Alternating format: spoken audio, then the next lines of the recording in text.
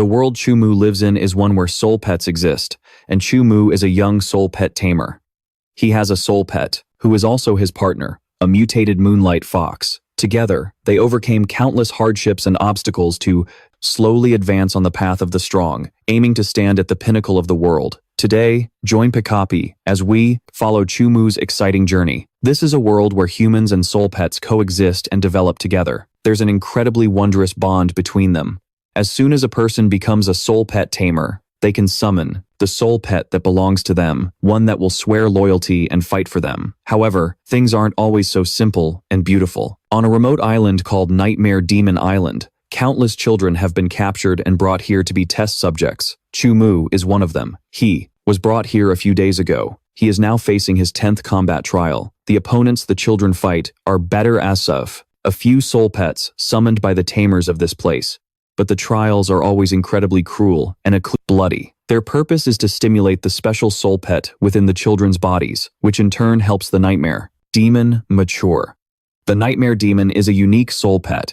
If its host matures slower than it does, their soul will surely be devoured. The children brought here for experiments have all been forced into a soul contract with a nightmare demon. They only have two possible fates. One is to be devoured by the nightmare demon, and the other is to fight for their lives against the terrifying soul pets before them. But no matter the outcome, Chu Mu is determined to survive. Before the trial begins, the leading attendant of this place, Cao Yi, starts the briefing. This time, they will be training their physical condition. However, this training session will be a battle for survival. They will only keep 50 children. The rest must die. To them, only those who are constantly tempered, on the brink of death, are qualified to enter the Nightmare Demon Palace. The moment the training began, the pained screams of the children filled the air. The kids are too young to face the cruel reality before them. The children who run fast temporarily escape the soul pet's claws, while the slower ones have already become food in their mouths. As Chu Mu ran, he observed the soul pets. They were old wolves, a beast from the wolf tribe. From their fur color to their physique, Chu Mu could guess that this pack of old wolves had reached the 8th stage. At this level, they were comparable to a strong adult equipped with a large cleaver. Chu Mu is very smart. He knows how to weigh what is important and necessary. To survive this trial, he doesn't necessarily have to defeat the old wolves. He just needs to figure out a way to evade them and stall for time until only 50 people remain in the arena. While the children were desperately seeking life in the midst of death, the people above watched on with enjoyment. To them, this was nothing more than an entertaining game.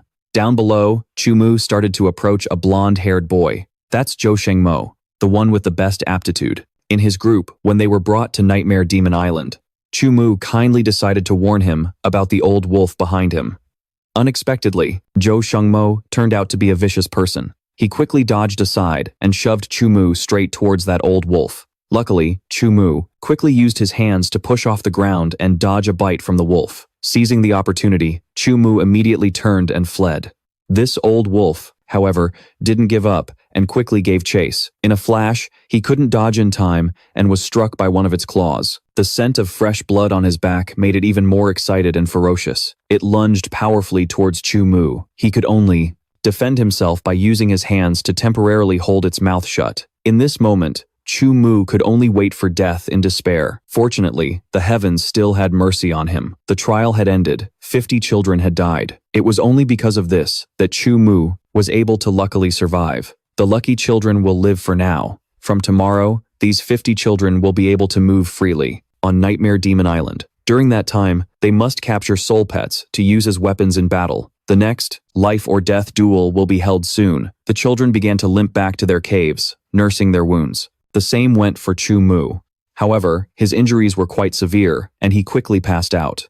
In a castle on Nightmare Demon Island, Cao Yi approached a room to seek an audience with his superior. This lord began to ask about Chu Mu.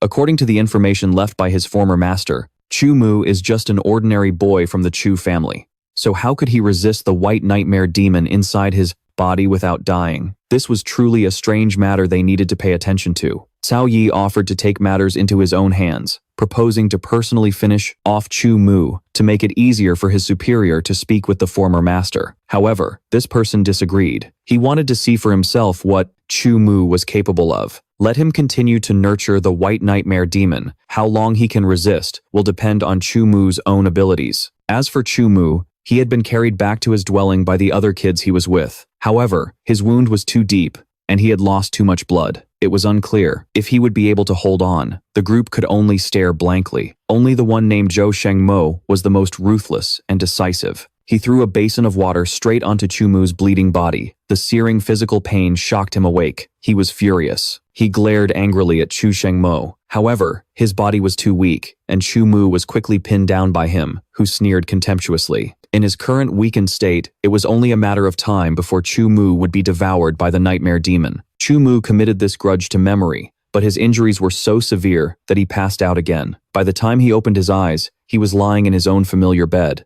The young girl, Ding Yu, who shared his room, had also just returned. Chu Mu was overjoyed to see that she was still alive. It seemed the two of them had a pretty good relationship. Ding Yu was the one who had applied medicine and treated Chu Mu's wounds, thanks to which he was now feeling much better. Ding Yu had saved his life this time. When she found herself in trouble, he would definitely repay this kindness. Suddenly, Chu Mu remembered something more important. He had been unconscious for a full 3 days and still hadn't gone to capture a soul pet. If he didn't hurry, he would surely die in the upcoming trial. Ding Yu wanted to go with Chu Mu so they could look out for each other. However, he didn't agree to this proposal. Chu Mu had considered some delicate situations, such as if they encountered a good soul pet that both of them wanted. It would be very difficult to decide who gets it. Ding Yu was a little sad. She had suggested it mainly because Chu Mu was the only one she trusted, but he still left coldly. Chu Mu knew what kind of person he was. In reality, he wasn't that trustworthy either. Chu Mu began to venture deep into the forest on Nightmare Demon Island.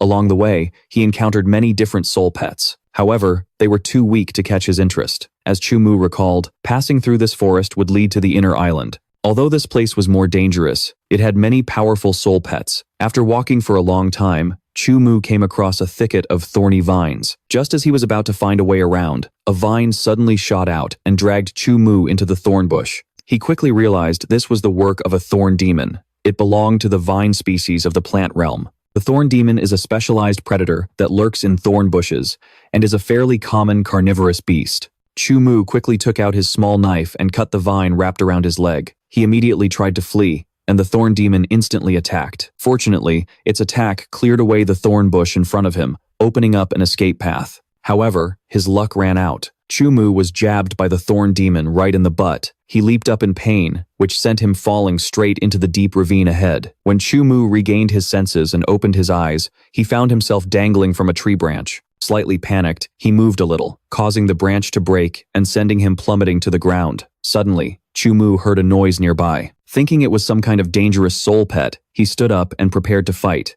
To his surprise, it was just a small, cute, and harmless pink cloud fox. Chu Mu felt this pink cloud fox was useless to him. Its combat abilities were probably weaker than a chicken's, so he took out his knife and shooed it away. The pink cloud fox looked stunned for a moment before turning to leave. Chu Mu then resumed his search for a stronger soul pet. He spotted a savage beast in the distance. The savage beast was a creature from the beast realm. It was a soul pet with relatively strong power and defense, but it was quite slow and had poor close combat abilities. Before Chu Mu could even decide whether to capture it, another guy stepped forward. However, the pact-making process was unsuccessful. The young boy was quickly chased and attacked by the angered savage beast. Chu Mu, watching from above, understood the reason, and it was quite simple. To form a soul pact, you must first subdue the creature so that it willingly follows you. Only then can the pact succeed. Trying to capture it alive directly like that kid did would only anger it. Chu Mu began to formulate a plan of his own. He gathered some wood from the forest and a bit of rope to build a small pitfall trap. Chu Mu used soulstone fragments as bait. He intended to lure soul pets, as most of them would see these soulstone fragments as food. Chu Mu waited for half a day, but not even a fly appeared. Just then, a worm fell from a branch above and landed on his head. It even greedily eyed the piece of bread in his hand. Well, Chu Mu decided to give the little guy a piece of his bread in exchange for a bit of good luck. Sure enough, just as Chu Mu expected, there was movement at his trap. Just as he was about to spring it, he saw the same pink cloud fox from earlier. Chu Mu would rather lose a soulstone fragment than waste the trap he had spent hours painstakingly setting up. So, Chu Mu let the pink cloud fox leave, but his luck was truly awful. For the next 2 consecutive days, not a single soul pet came near his trap, except for a bunch of different foxes, from the blue star fox and yellow star fox to the green star fox. 7 days had passed, and Chu Mu was finally getting angry. He must have unknowingly stumbled into a fox den or something. By the 10th day, Chu Mu couldn't stand it any longer. This time, he was determined to catch whatever came, even if it was another fox. However, this fox was quite nimble. It not only escaped the trap he had set, but also ran off very quickly. Fortunately, the little worm on Chu Mu's shoulder was able to spit silk. It quickly shot out a thread, tying up the fox's 2 hind legs, and just like that, the fox was caught. But Chu Mu was planning to eat it. Sob sob. Suddenly, he noticed the white, crescent moon-shaped mark on its forehead. Almost all the foxes he had encountered before had this same mark. But foxes all belonged to different subspecies, so how could that be possible? At that moment, Chu Mu suddenly recalled a book he had once read, which spoke of a variant race of soul pets. They could use their transformation ability to break through their own limits, evolving into a different, more formidable and powerful race. It turned out that all the foxes he had seen these past few days were just one. It had been in this area for days, transforming multiple times to appear as different types of foxes. It was a continuously transforming variant soul pet. Its potential had to be limitless. Chu Mu decided he would form a pact with this fox. However, things didn't go as Chu Mu had hoped. The fox actually rejected him. Chu Mu was furious. He still had 9 more soul pact attempts left. No matter what, he was going to make it his soul pet today. But even by nightfall, he still hadn't succeeded. Chu Mu was down to his very last soul pact attempt. Just as he ran out of stamina, the fox broke free from the little bug's bindings. It immediately turned and fled. Although Chu Mu was exhausted, he still forced himself to give chase. After a long chase deep into the night, the fox finally hid in a giant thorn bush up ahead. But moments later, it was sent flying out by a thorned foot demon. The thorned foot demon didn't just attack the fox, it also lunged at Chu Mu, who was standing nearby. Luckily, he managed to dodge the attack. In just a few moments, the thorned foot demon relentlessly attacked them both. The fox was hit several times and quickly collapsed. Panicked, Chu Mu immediately ran over and shielded it with his body, protecting it from the monster's assault. However, neither of them could hold out any longer and were quickly captured by the thorned foot demon. At that very moment, Chu Mu immediately spoke to the fox. He knew it didn't want to be controlled by anyone, but they were both too weak now. The only way for them to survive was to accept the pact. The fox agreed instantly. Chu Mu's final soul pact attempt was a success. The fox's strength quickly returned. With a single slash, it struck the thorned foot demon, exposing its soul crystal, its weak point. The fox immediately lunged into the monster's body, retrieved the soul crystal, and successfully killed it. Chu Mu picked up the soul crystal and threw it to the fox to absorb. However, someone dashed out and snatched the soul crystal right from under Chu Mu's nose. The one who stole it was named Zhang Luo, an arrogant and insolent kid from the same group of captives. While mocking Chu Mu, the boy revealed a beast attribute soul crystal he had already obtained. This quickly caught Chu Mu's attention. He wanted to make a small trade with Zhang Luo. Chu Mu said he could give him the thorned foot demon's soul crystal, and that he also had the insect attribute soul crystals that Zhang Luo needed. On the other hand, Zhang Luo had the beast attribute soul crystal that Chu Mu needed. So, he proposed they schedule a duel for 2 days later. If Chu Mu won, Zhang Luo would have to hand over his beast attribute soul crystal. But if Zhang Luo won, Chu Mu would give him all 3 of his insect attribute soul crystals. Zhang Luo was still incredibly arrogant. To him, Chu Mu was nothing more than an ant. Killing him or sparing him would be all too easy. But Zhang Luo had forgotten one thing. The overseer of Nightmare Demon Island had forbidden them from fighting private duels. However, a public duel held in front of witnesses was a different story. That would be permitted. Hearing the rule, Zhang Luo had no choice but to agree. Besides, to him, Chu Mu and the tiny fox by his side looked incredibly weak and easy to bully. He left behind a threat before turning to leave. That evening, Chu Mu finally returned to his room. While he was busy reading, Ding Yu became fascinated with his moonlight fox. It was only when she asked that Chu Mu remembered he still hadn't named his soul pet. He quickly decided on the name Mo Xie. The name's meaning was, at times, silent, gentle, and beautiful. But when it acts, it is sharp and devilishly cunning. The moonlight fox was also very pleased with this name. It suited its aura perfectly. Over the next 2 days, Mo Xie and Chu Mu trained diligently together. Finally, they achieved satisfactory results. Mo Xie's claws had developed to their later stage, and its wounds had completely healed. The time for the duel was fast approaching. Chu Mu was determined to show these guys what he was really made of. Over at the training grounds, Zhang Luo had already arrived. Beside him was Overseer Zheng Zhe, who would be officiating the match between Chu Mu and Zhang Luo. As the crowd watched in anticipation, Chu Mu and Ding Yu arrived.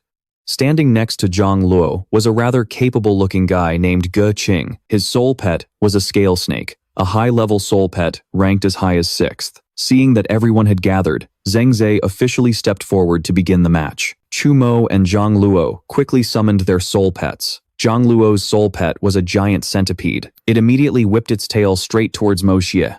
Chu Mu ordered Mo Xie to dodge, and at the same time, to attack. Mo Xie used its speed to circle the Centipede King, attacking it relentlessly. Very quickly, scratches began to appear all over the Centipede King's body. Zhang Luo was furious that he had lost the advantage right at the start of the match. He ordered the Centipede King to use Earth Burrow and dig underground. Luckily, Ding Yu knew a little about this species and immediately warned Chu Mu. The Centipede King would launch a surprise attack from underground.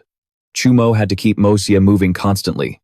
But it seemed Chu Mu had his own plan. He ignored Ding Yu's advice and ordered Mo Xie to stand still. Chu Mu could now use model. Using his soul power to sense it, he perceived the Slaughter King's power and direction of movement underground right as it was preparing to strike. Charging forward for a surprise attack, Chu Mu had Mo Xie leap up, intercepting the Slaughter King's path and striking down with a 4-fissure claw, right into its belly. Seeing this, Zhang Luo gloated a little. He knew the Slaughter King's stomach had been enhanced, becoming a layer of tough armor. Ordinary attacks couldn't even scratch it. Chu Mu's fox was definitely not strong enough to injure his Slaughter King. But perhaps the foolish and ignorant one was Zhang Luo himself. Just a few seconds later, the gash tore deep into that tough armor. The Slaughter King was killed in a single move. Zhang Luo was overcome with panic and fear. He couldn't believe his soul pet was defeated so easily. The shock drove Zhang Luo to grab the small dagger at his side and attack Chu Mu. He wanted to kill him. Down below, a horrified Ding Yu screamed. Thankfully, Mo Xie lunged forward to block Zhang Luo, even gifting him with a few extra scratches. Chu Mu had completely seized the advantage. In this battle, the outcome was clear. Under the steward's watch, Zhang Luo had no choice but to hand over his beast-type soulstones to Chu Mu and immediately tried to leave. However, Ge Qing was furious with this result. He ignored the steward's presence and summoned his soul pet, the scale serpent. This time, Chu Mu was in huge trouble. Ge Qing's scale serpent had already reached the 4th level. Mo Xie was no match for it at all. Ge Qing immediately ordered the scale serpent to advance and attack Chu Mu. But suddenly, something happened to Zhang Luo. He screamed in pain, clutching his chest. Seeing this, Ge Qing immediately ran to him to check the situation, but a terrifying force shoved Ge Qing away. A vortex of power enveloped Zhang Luo's body. The nightmare demon inside him had appeared. The nightmare demon devoured all of his strength and vitality. Everyone was stunned and horrified. This was the first time any of them had witnessed a nightmare demon devouring its host's soul. Ge Qing also understood now. The moment Zhang Luo lost the battle, the nightmare demon inside him had advanced another level. But Zhang Luo's soul power was insufficient to sustain it, which is why it was devouring his soul. Very quickly, Zhang Luo's body was sucked into a dried-up husk. The nightmare demon, however, was powerful and vibrant in the sky.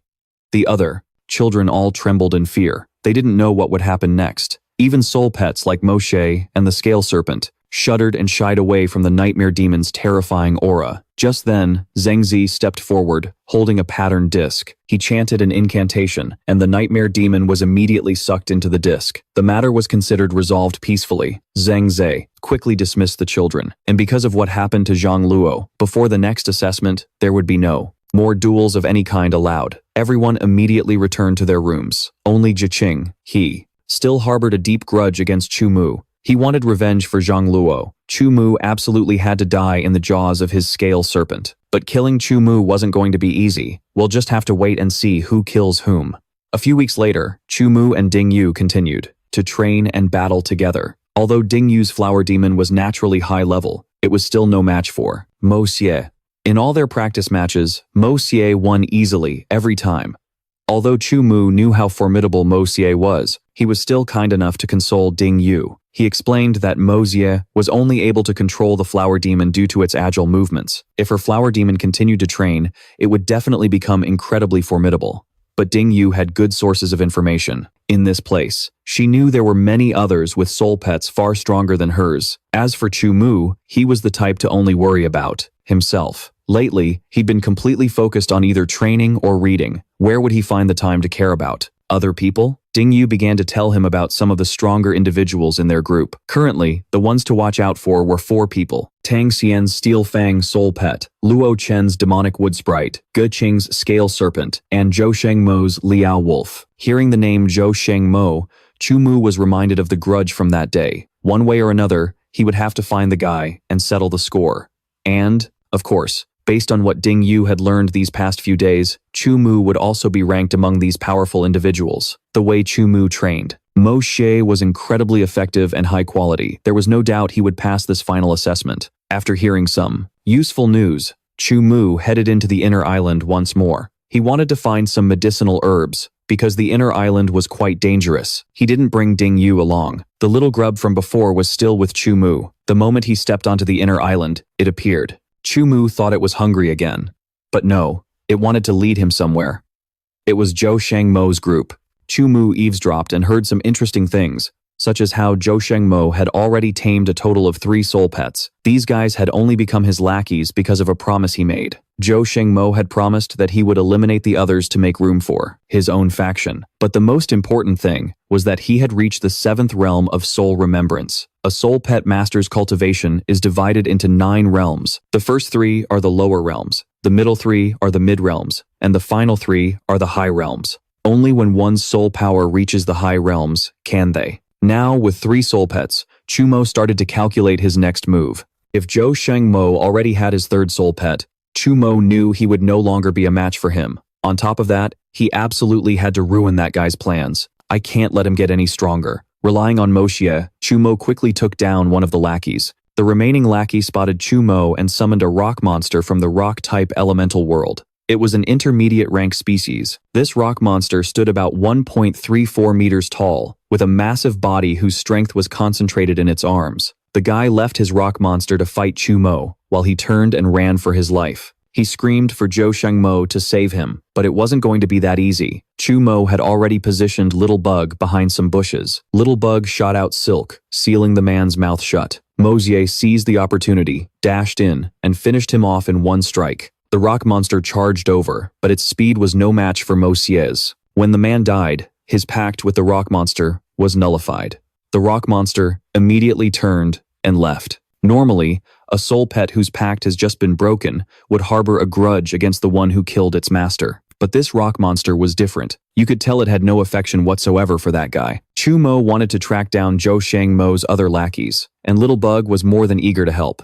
With its small size and incredible agility, Little Bug quickly found another group. It was Zhou Shengmo, Tang Xian, and Luo Chen. Zhou Shengmo had already made his calculations. He quickly ordered Luo Chen to check out the disturbance, while he and Tang Xian would continue searching for the flametail. Zhou Shengmo found the flametail. Steel Fang and the Savage Wolf worked together to suppress it. This was all so he could capture it. However, in reality, it was Tang Xian's Steel Fang that did most of the work. Zhou Shengmo only wanted his Savage Wolf to land the final blow to secure the flametail.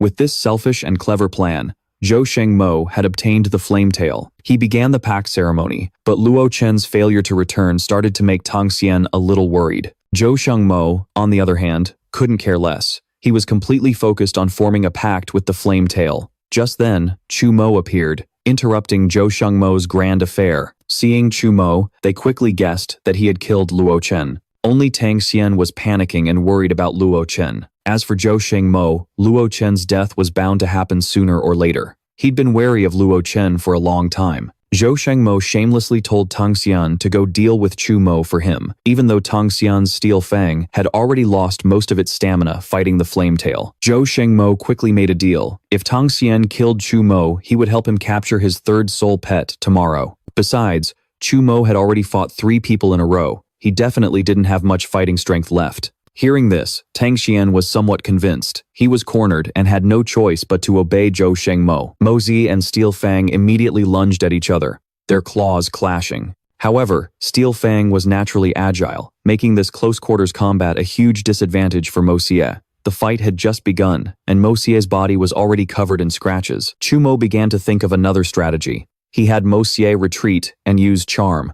Zhou Shengmo watched the show with great amusement. Tang Xian's Steel Fang had clearly reached the 8th level. There was no way it could be easily charmed by a tiny little fox. Steel Fang continued to charge towards Mo Xie to attack.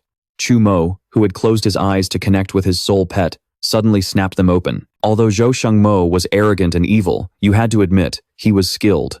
Zhou Shengmo quickly realized something was wrong and yelled for Tang Xian to order Steel Fang to close its eyes. But it was too late. Steel Fang had been charmed, and it took a fatal blow from Mo Xie. Tang Xian, frozen in panic, was killed on the spot by a knife Chu Mu threw straight at his forehead. Zhou Shengmo was also terrified. So, Chu Mu was actually a soul master. After a soul pet tamer reaches the rank of soul master, they can consume their own soul power to activate spells. That soul charm skill he just used is a special power unique to the Chu clan, allowing the soul pet tamer to use the abilities of their own soul pets. But it didn't matter. Zhou Shengmo quickly calmed himself down. Only someone as formidable as Chu Mu could withstand the nightmare demon's torment. Luo Chen and Tang Xian were completely useless. He assumed Chu Mu was no match for him and tried to let bygones be bygones, but Chu Mu held a grudge. He wasn't going to be that forgiving. Since that was the case, Zhou Shengmo didn't bother wasting any more words and directly summoned his savage wolf. He wanted Chu Mu dead. The battle began as night fell and the moon rose high in the sky.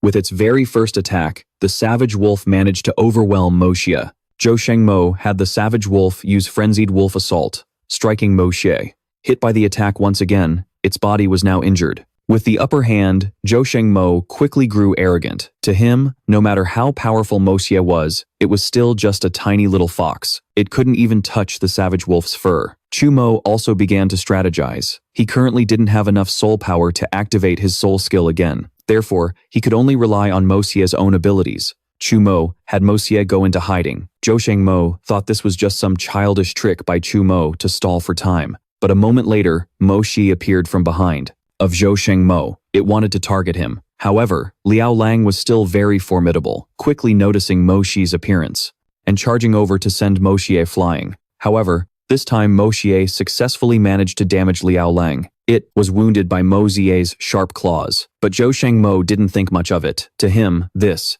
minor wound would only make Liao Lang even more ferocious. Liao Lang attacked again, but it ended up getting wounded by Mo Xie once more. Only then did Zhou Shengmo remember that Mo Xie had a disguise ability. That being the case, Chu Mu had Mo Xie cancel its chainlock disguise state. This was a special skill of the Moonlight Fox. No matter how strong a Moonlight Fox was, others would only see its small, weak form. With the chainlock removed, Mo Xie quickly revealed its true body. Mo Xie had reached the 9th level, becoming much larger and stronger.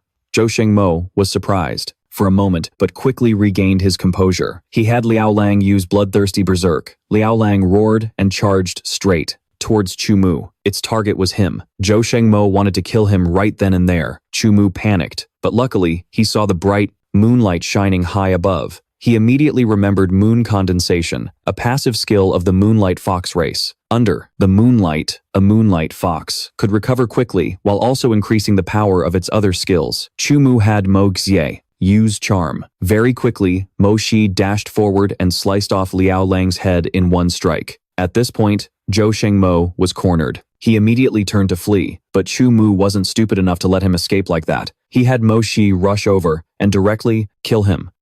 Everything was settled. Chu Mu let Mo Xie return to rest. But Chu Mu then faced an even greater danger. The White Nightmare. Inside, his body had awakened. The recent battle had consumed too much of his soul power, so the White Nightmare took this opportunity to come online and drain Chu Mu's essence. But Chu Mu wasn't foolish enough to just let his body be drained dry. He quickly calmed himself. He needed to enter a state of meditation to quickly recover his soul power. Once he did, there would surely be a chance to escape.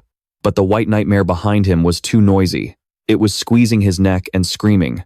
How could anyone possibly meditate? Chu Mu started to negotiate with it a little. If it didn't stay quiet, he wouldn't be able to provide it with any more soul power. Hearing this, the White Nightmare was a bit surprised, freezing for a moment, and tried to loosen its grip on Chu Mu.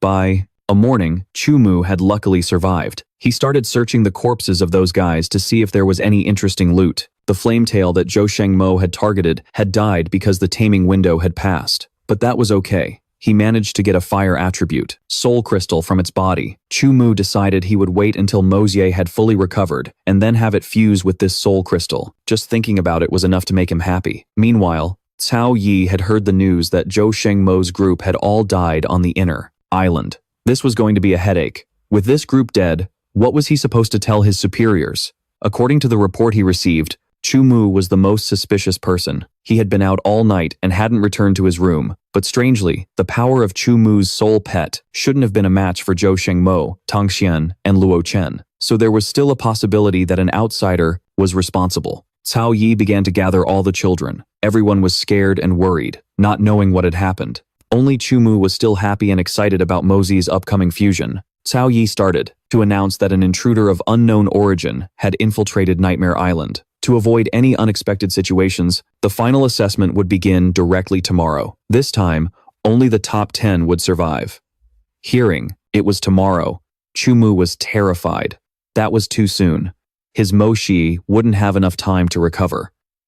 Everyone started to return to their rooms worriedly. As for Chu Mu, he was blocked by Jie Qing. That guy threatened Chu Mu, saying it would be best if he didn't run into him tomorrow. And if he did, he definitely wouldn't get off easy. The next day came quickly. This time, it was one-on-one combat. They would draw lots to choose their opponents, and they would keep fighting until only the final 10 people survived. The weak would be directly eliminated, and elimination meant death. Now, whether they lived or died was up to each person to decide for themselves. Right in the very first match, Ge Qing's name was called. Hearing his name, everyone was terrified. They didn't want to be his opponent. Ge Qing, however, was staring intently at Chu Mu. He wanted him as his opponent, but the heavens didn't favor him. This time, Ge Qing's opponent was Zhang Fei Sheng. The moment he heard this, Zhang Fei Sheng was so scared that he turned and ran. Cao Yi, seeing this, used his soul pet to kill the kid in a single blow. This served as a warning to anyone who violated the rules and dared to flee during the trial. The other children grew even more fearful, only able to remain silent. Thanks to this,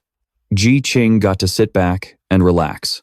He won without having to expend a single bit of soul power.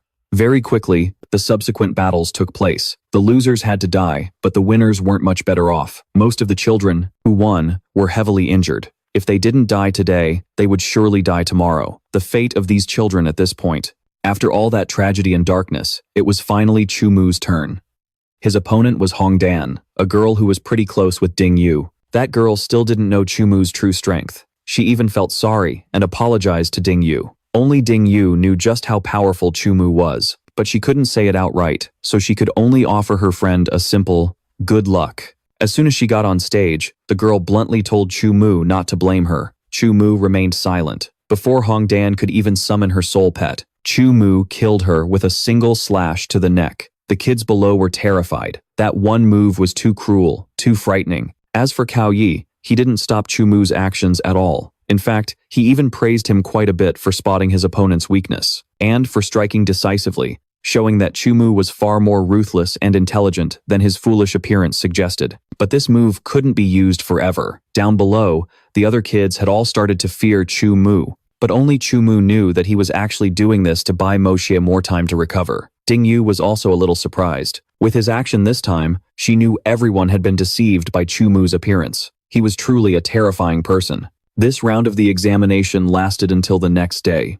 During that night, Mo Xie managed to recover about 50% of its strength. Soon, they reached the final match between Chu Mu and Gei Lin. Gei Lin's soul pet was a vine demon. This guy, like the other idiots, had always looked down on Chu Mu. Seeing Ding Yu's faith in Chu Mu, his friends quickly started to gossip that she had feelings for him. In the arena, both quickly summoned their soul pets. Everyone quickly noticed that the Moonlight Fox's body was still covered in wounds, and on top of that, it looked even weaker than usual. However, even so, Ding Yu knew for sure that Chu Mu would not lose this fight. On the stage, the Vine Demon attacked relentlessly, but Mo Xie was incredibly agile and cunning, running the Vine Demon in circles around the arena. After a while of toying with it, the Vine Demon gradually lost its ability to track Mo Xie's position.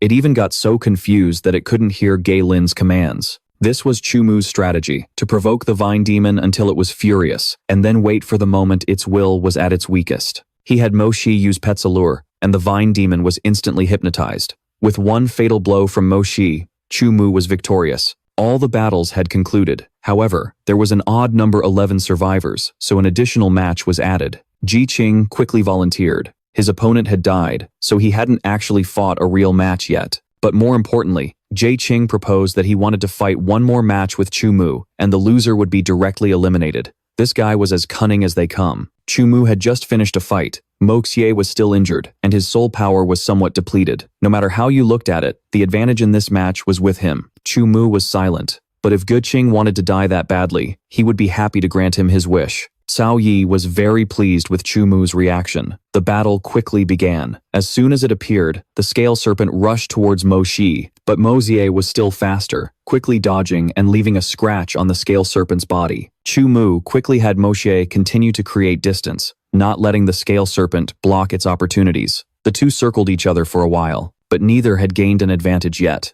Guqing had the scale serpent use poison dart, shooting towards both Chu Mu and Mo Xie. They both dodged quickly, but Mo Xie was unlucky. Just a little bit of poison touched its tail, and it immediately started to corrode. Mo Xie trembled in pain. The scale serpent seized the opportunity and continued to charge at Mo Xie. It managed to dodge a few attacks, but each one was a struggle. Mo Xie was still in agony from the poison. It ran towards Chu Mu to be comforted for a moment. Mo Xie's rending claw was completely unable to penetrate the scale serpent's defenses. Ji Qing wanted to end the game quickly. He had the scale serpent unleash Evil Devour to wipe out Chu Mu and Mo Xie in one go. Evil Devour was an extremely brutal ultimate move. Any creature swallowed by Evil Devour would be crushed. The poison would enter the entire body, causing it to rot from the inside out and die. Ding Yu shouted in worry, but Chu Mu was different. He remained completely calm. It was time for Mo Xie to show off its new skill. Mo Xie, as if it had fully recovered, charged forward powerfully. It was Moon Shadow, the skill Mo Xie had just learned. It created clones of its body and charged straight at the scale serpent. The scale serpent also used Evil Devour, aiming right for Mo Xie. Yet, Mo Xie didn't dodge. At that very moment, Mo Xie accelerated and dived straight into the scale serpent's mouth. Guqing was ecstatic, thinking it was all over. He ordered the scale serpent to swallow Chu Mu as well. However, something went wrong with the scale serpent. The Evil Devour couldn't be maintained. Something was protruding from the scale serpent's mouth, moving constantly. It was Mo Xie. It quickly used Moonblade, severing the scale serpent's head from the inside with a single move. The scale serpent was dead. Everyone was stunned. Even the group of deacons present was shocked by this strange scene. This turnaround was just too captivating. Chu Mu continued the fight. It would only truly end when Guqing was dead. Under Chu Mu's command, Mo Xie lunged towards Guqing. Before he could even recover from the incredible truth, Mo Xie struck him down with a single slash, killing him on the spot. Chu Mu recalled, Mo Xie, it still needed more time to recover its body and stamina. Cao Yi quickly approached Chu Mu. To think that Chu Mu could actually use the Blood Lotus. It turns out he's been hiding his true strength all this time. With his experience and knowledge, Cao Yi quickly deduced that Mo Xie had reached the 9th level.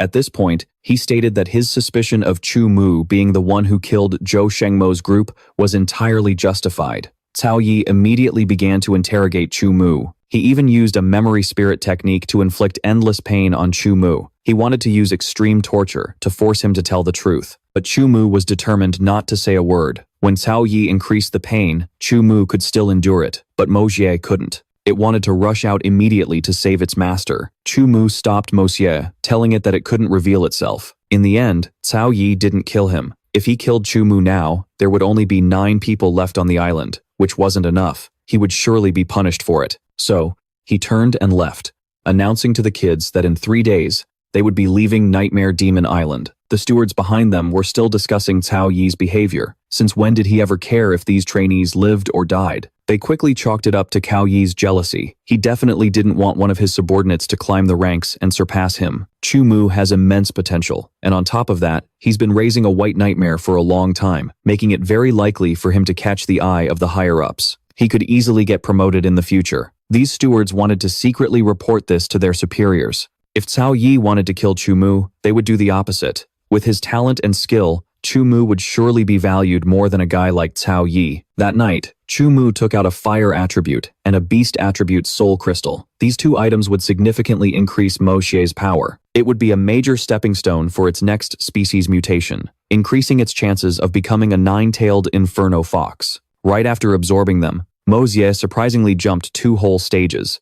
But suddenly, Chu Mu heard a noise coming from the trees behind him. Thinking someone was secretly watching him, Chu Mu and Mo Xie headed toward the sound to investigate. To their surprise, it was a dark wild bat. Realizing it had been discovered, it immediately attacked Chu Mu and Mo Xie. The two of them immediately dodged. Mo Xie suddenly unleashed a fire attack, which Chu Mu instantly recognized as Flame Ray. The last fire-type battle skill Chu Mu had been training was a success. Mo Xie had become a soul pet with Beast as its primary attribute and Fire as its secondary. The two of them joyfully hugged and danced under the night sky. The next day, Cao Yi led the 10 surviving children onto a ship. By passing the trials and leaving Nightmare Demon Island, the children had officially become members of the Nightmare Demon Palace. Now, they were heading to Nightmare Demon City. But of course, Chu Mu had to be the unlucky one. While everyone else was excited, he was getting seasick. No matter how skilled he was, he couldn't fight this condition he was born with. He was vomiting his guts out right there on the ship. Luckily, Ding Yu was there. She was kind enough to come to the side of the ship to help him. However, a steward quickly warned them. There were too many ferocious soul pets in the sea, making it extremely dangerous to stand near the ship's edge. No sooner had he said that, a shark leaped up to attack Chu Mu. Talk about jinxing it. The words had barely left his mouth. He quickly reported to Cao Yi that their ship was being targeted by a school of sharks. One of them leaped up, aiming for the ship's sail. Cao Yi quickly ordered the children to gather inside the cabin. He never expected to be dragged into the sea by one of the sharks himself.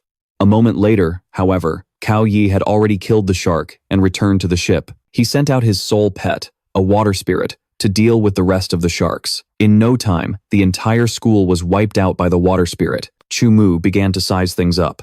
There was already bad blood between him and Cao Yi. However, Cao Yi's water spirit had already reached the 3rd level. For now, there was no way Chu Mu could be his opponent. The next day, just as Chu Mu was about to vomit again, Nightmare Demon City finally appeared on the horizon. As they were led into the city, having escaped that horrifying island and arrived at this bustling new one, every single kid was beaming with excitement. According to the stewards, this was where they would be living. If they performed well, they'd even have a chance to move to a better island. It had been a long time since Cao Yi had gotten off that boring island, and now he was in a place full of beautiful women. He quickly handed off the kids to a man named Zheng Zhe and went to enjoy himself with the ladies. Zheng Zhe began to instruct the children. For now, they were the lowest-ranking servants here, but in a few days, they would be fighting against members from other islands. Based on the results of those battles, they would be assigned positions according to their strength. The higher the position, the more resources they would receive. Finally, he showed them their new living quarters.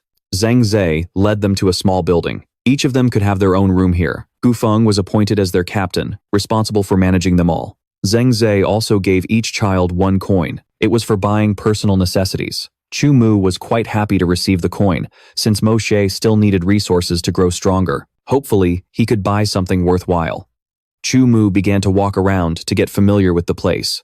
But what he didn't expect was, I can never catch a break. I've only been walking for a little while, and I'm already lost. But then, he suddenly smelled a strange fragrance. Chu Mu followed the scent to an herbal medicine shop. He needed an azure sky grass, but it cost a hefty 2 coins. Chu Mu had just arrived on the island, and his only source of income was the single coin given to him by Zheng Zhe. Seeing that he only had 1 coin, the shop owner's expression soured. Looked like another dirt-poor kid had wandered in. He quickly tried to shoo Chu Mu away, but Chu Mu was reluctant to leave. He desperately needed the azure sky grass for Mo Xie. He took out the soul stones he had to see if he could exchange them for some money. The owner could tell at a glance that these weren't soul stones from local soul beasts. He quickly deduced that Chu Mu was a slave from another island.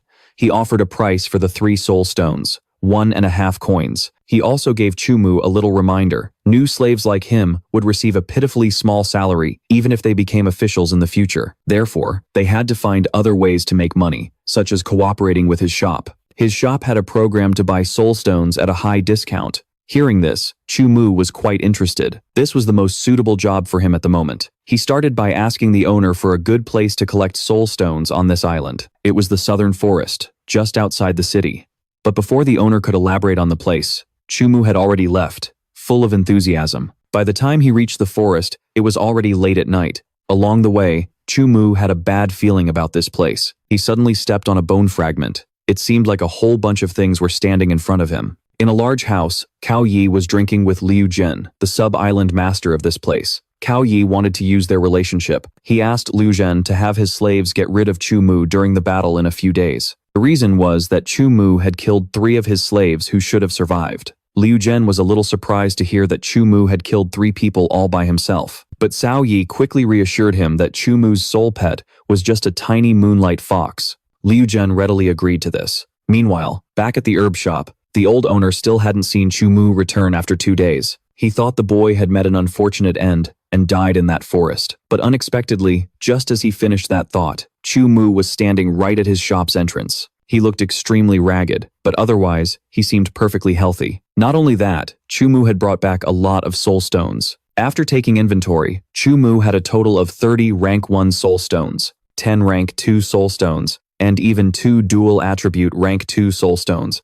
All of it could be exchanged for 7 coins. The owner was a bit shocked. A new slave like Chu Mu had managed to collect 7 coins worth of soul stones in just 2 days. He had lived for many years, but this was the first time he'd ever seen such a case. Chu Mu quickly asked to exchange for 1 azure skygrass. As for the rest, he wanted it back in cash. He still needed to go somewhere else to buy more things. Hearing this, the old man immediately asked what Chu Mu needed. Chu Mu thought this place only sold medicinal herbs, not soul skills, but he had underestimated this old man. The owner quickly led him to a secret room behind a medicine cabinet. Inside were hidden many different soul skills, from blood-devouring art, beast language, heart of water, and many other types. Chu Mu chose the flash freeze art. This soul skill could be used for both offense and defense.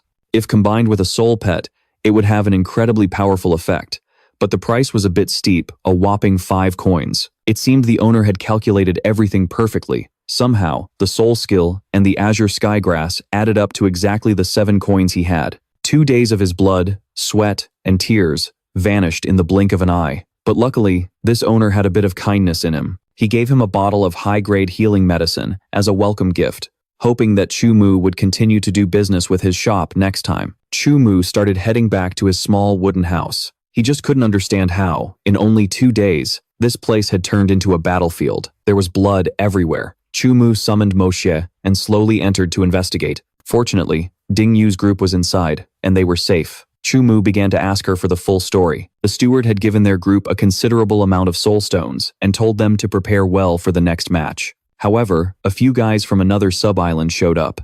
They were after those soul stones and tried to force them to hand them over. Because they refused, that group attacked them directly.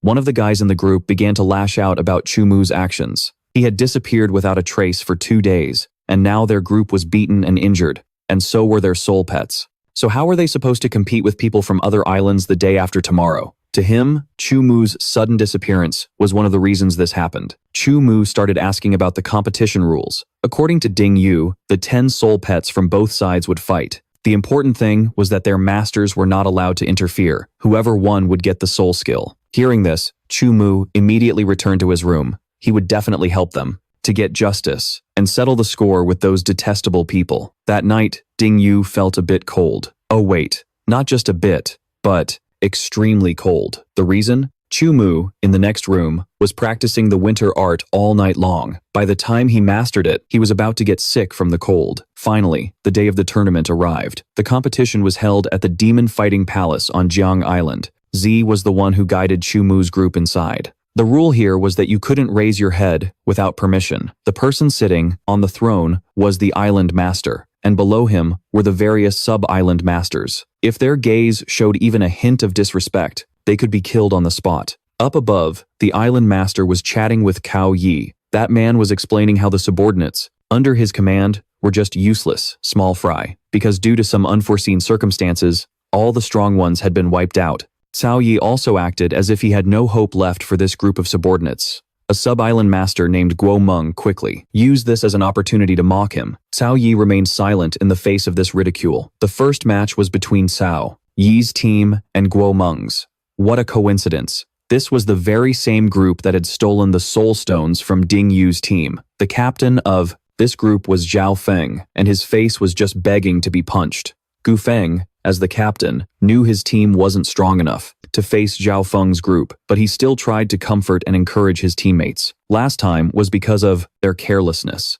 This time, if they just united, they would definitely have a chance to win. Both sides began to summon their soul pets. Zhao Feng's soul pet was a scaled beast. His team also had two other rather strong soul pets, a Gela, monster, and a wind demon. The moment he saw Chu Mu's Moonlight Fox, Zhao Feng burst out laughing. In the eyes of everyone present, the Moonlight Fox was seen as a weak soul pet, only suitable for little girls who liked pretty things. How could it possibly be used for combat? Gu Feng ignored him. He turned to talk to Chu Mu. The scaled beast was the most troublesome one. His team would try their best to keep it under control. Chu Mu's mission was to take that opportunity to deal with the remaining soul pets.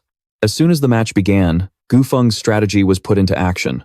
The scaled beast was surrounded by the other soul pets. Mo Xie immediately seized the opportunity to attack the others. With a single strike, Mo Xie took one down. Its master quickly recalled his soul pet, knowing that Mo Xie was too strong.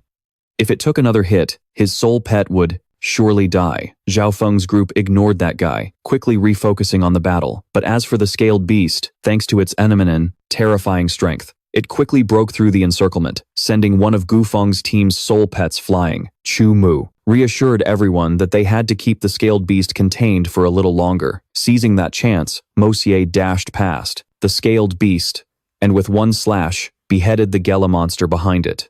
This move shocked everyone, making them reconsider the little Moonlight Fox they had looked down on. Even the Island Master and the Sub-Island Masters were the same. They never expected such a next-on-time outcome. As for Zhao Feng, he had realized that Mo Xie was the key, the strongest soul pet in Gu Feng's group. He immediately ordered his people to focus on taking out Mo Xie first. The scaled beast, therefore, targeted Mo Xie and charged. The soul pets of Ding Yu and Gu Feng quickly rushed over to lend Mo Xie a hand. The flower demon quickly took advantage of the moment Gu Feng's soul pet restrained the scaled beast, using its vines to immobilize it. With this opportunity, they wanted Mo Xie to attack the scaled beast. At this point, Zhao Feng was still underestimating his opponent, extremely confident in the tough armor of his scaled beast. Zhao Feng thought that if Mo Xie attacked, the only thing that would get hurt would be its own claws. But reality proved otherwise. Mo Xie used Moonblade to strike, and the scaled beast's tough armor was shattered. Only then did Zhao Feng become panicked and surprised. The opportunity for Chu Mu's group had arrived. The flower demon and Gu Feng's soul pet quickly focused their attacks on the spot where the armor was broken. The wind demon beside them quickly used Cyclone to free the scaled beast. Luckily, this Cyclone hadn't reached its mastery level yet, so Mo Xie was strong enough to withstand it. It used Moon Shadow to increase its own power, quickly breaking free from the wind demon's control. The wind demon had no close combat abilities, so it could only try to run from Mo Xie's approach. However, it was too late. The scaled beast had been killed by Gu Feng and Ding Yu. The remaining soul pets were also quickly dealt with. The battle ended swiftly. On the high platform, Cao Yi began to fall into a thoughtful silence. The people next to him were continuously praising Chu Mu's group, but Cao Yi was different. He was lost in his own thoughts. Chu Mu's Moonlight Fox had reached the second stage. The boy had also become much more capable. But no matter, in the next match, Chu Mu would definitely lose. Cao Yi had already planned it all out. Down below, Gu Feng's group was expressing their gratitude to Chu Mu. Thanks to him, they had a chance to win this match. It was also because of this that they learned Mo Xie's true strength. So it was true. Chu Mu had single-handedly killed Zhou Shengmo's group. But Gu Feng had a question. Based on the power Mo Xie displayed, it must have reached the second stage. But, from what they could see, it only appeared to be a 6th level S rank. Chu Mu could only reply that Mo Xie's innate skills had been enhanced, so that's how its new power increased. Disguising Mo Xie's true form was still a trump card Chu Mu kept hidden. He couldn't just easily reveal it to these people. A purple-haired girl who often hung out with Ding Yu approached him. She directly asked about Mo Xie's stage and level, but Chu Mu was determined to keep it a secret. Suddenly, he heard a strange cry from Mo Xie. It turned out that after many days of fighting, Mo Xie had finally matured. Mo Xie had learned a new skill, Rending Claw. Stage 2, Level 4. Along with the new skill and level up, the attack power of Mo Xie's Moonblade and Bloody Rending Claw had also strengthened considerably. With Mo Xie's current strength plus these two soul skills, it would definitely surpass other soul pets below Stage 2, Level 7. Chu Mu's group's next match quickly began. This was a match between Cao Yi's team and Liu Zhen's team. These two had already colluded to harm Chu Mu. They both even decided to go down to the arena floor to get a closer look. The soul pets were quickly summoned. Liu Zhen's team had many powerful soul pets, like a Stage 2, Level 3 Shadow, a Stage 2, Level 2 Wind Demon, and a Stage 2, Level 5 Thorn Demon. The captain of this team was Wang Keluo. Just one look at this lineup of soul pets left everyone stunned. A team full of Stage 2 soul pets was just too powerful. Based on his initial observation, Gu Feng quickly instructed everyone on his team. After the match starts, you must immediately use a defensive skill. The important thing is to preserve our strength. If you feel like you can't win, don't force it. Immediately recall your soul pet. The moment the match began, Ding Yu had her flower demon strike first. To gain an advantage, the flower demon immediately used Flower Wall to create a defensive barrier for the whole team. On the other side, the thorn demon made its move. It used thorny vines to completely shatter the barrier. The battle now entered its most intense phase. The soul pets from both sides quickly rushed in to attack each other. The enemy's wind demon used Rending Wind and was able to control both Ding Yu's and Gu Feng's soul pets. Li Ji, a member of Chu Mu's team, started to worry. His team had fallen into a disadvantageous position. However, he was still very selfish, only caring about himself. He stuck to his plan of letting his white feather eagle hold out in the air. That way, his ranking would definitely be higher than everyone else's. However, in the blink of an eye, the white feather eagle's neck was snapped by a vicious wolf. Gu Feng's group realized the current situation. They were too weak compared to Wang Keluo's group. They all began to recall their soul pets and accept defeat. Only Chu Mu continued to leave Mo Xie on the field. Taking advantage of the other side's arrogance and inattention to the ongoing battle, Mo Xie lunged towards the vicious wolf. One swipe was all it took to sever its head. Wang Keluo found Mo Xie interesting. He had the others retreat, saying he would be responsible for dealing with Mo Xie. Wang Keluo's shadow monster was incredibly bizarre. It vanished in the middle of the arena and then slowly emerged from the ground, right behind Mo Xie. The shadow monster had taken control of Mo Xie's shadow. This was the Shadow Snatch Soul Bind technique. It enters the darkness to control the enemy's shadow, making the enemy's body unable to move or use any mental skills.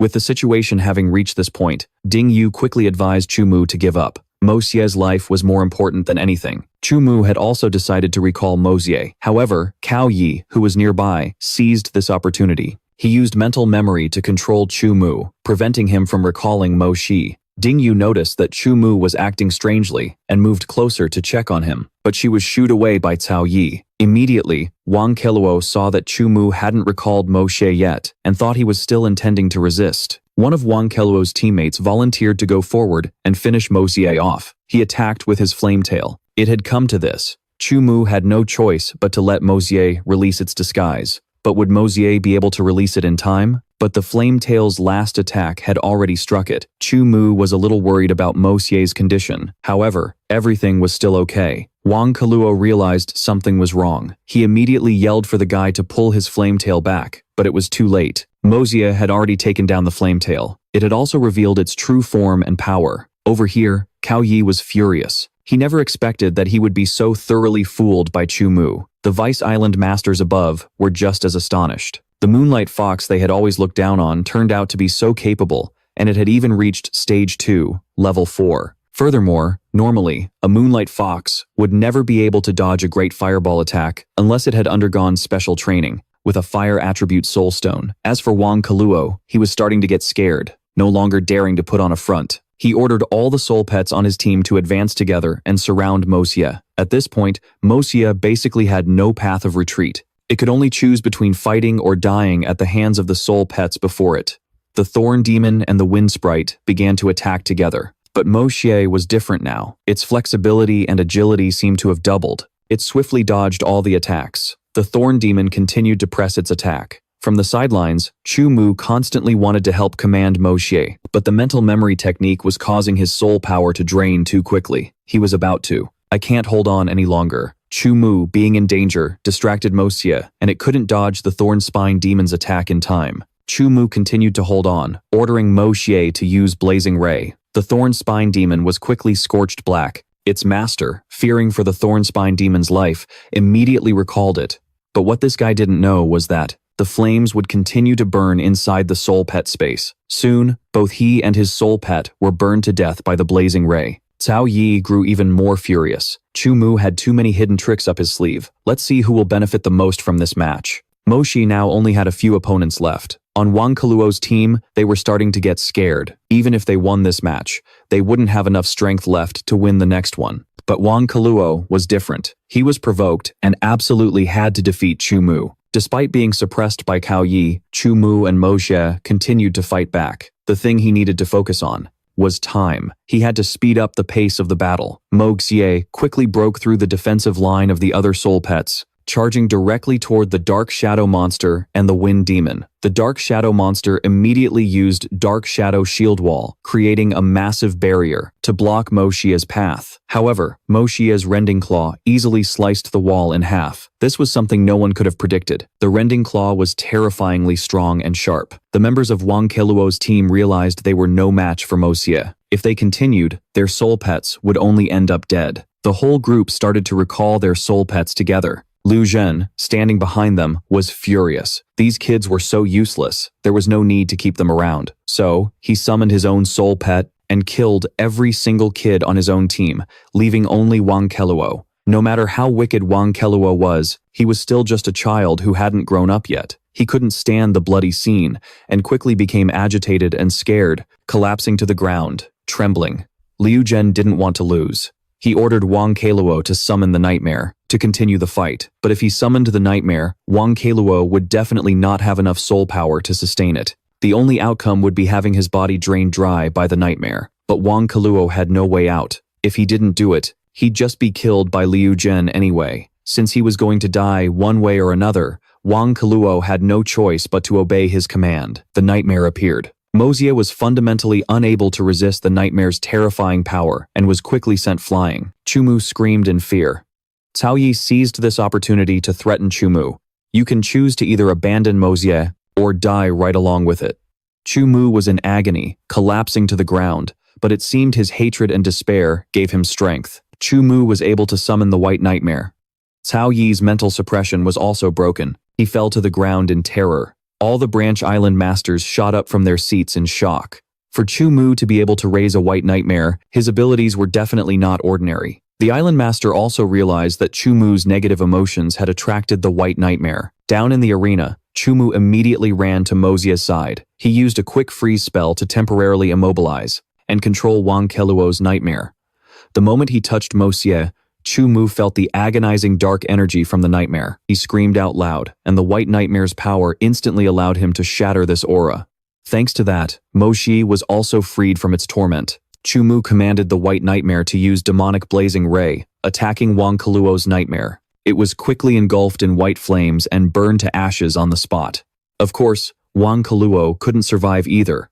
He coughed up blood and died right there. Chu Mu quickly recalled Mo Xie to let it recover, and right after that, how could Chu Mu possibly forget about Cao Yi? Everything that happened today was all his doing, wasn't it? The white flames arrived, and Cao Yi shrieked in agony as he burned. He was ruthless enough to cut off his own burning arm. Chu Mu was about to continue using the White Nightmare to finish off Cao Yi, but he had already consumed too much soul power. Seizing the opportunity now that he was exhausted, Cao Yi ordered his soul pet to charge at Chu Mu. The boy was knocked to the ground. Just as Chu Mu thought he was about to die in the jaws of this soul pet, another White Nightmare appeared and saved him. Chu Mu remembered that this was the very same White Nightmare that had saved him during the tragedy before. Under this White Nightmare's power, Cao Yi's soul pet was wrung out and killed. Yeah, wrung out just like a piece of clothing. The owner of that White Nightmare was none other than the man who had kidnapped Chu Mu and brought him to Nightmare Palace, the very same Lord Xia that Cao Yi always feared. He had witnessed everything that happened today, including Cao Yi using mental suppression to prevent Chu Mu from recalling his soul pet. For the crime of plotting to kill a member, with the potential to successfully raise a White Nightmare like Chu Mu, Cao Yi was sentenced to death and immediately taken away. As for Chu Mu, he had held on for too long. Now that everything was resolved, he finally let himself relax and collapsed right there on the ground. High above, a girl silently observed everything. When Chu Mu woke up, he had been taken away by that Lord Xia. The boat departed, and Chu Mu was fully awake. His strength recovered. He shot up and immediately asked the man why. He had been kidnapped and brought to Nightmare Island. That Lord Xia spoke up, explaining that Chu Mu's family had fallen from grace, withdrawing from the 4 great families of Dak, Fengluo City. Chu Mu began to ponder, guessing that Yang Luoban was the one who hired this man to kill him. Lord Xia answered without hesitation.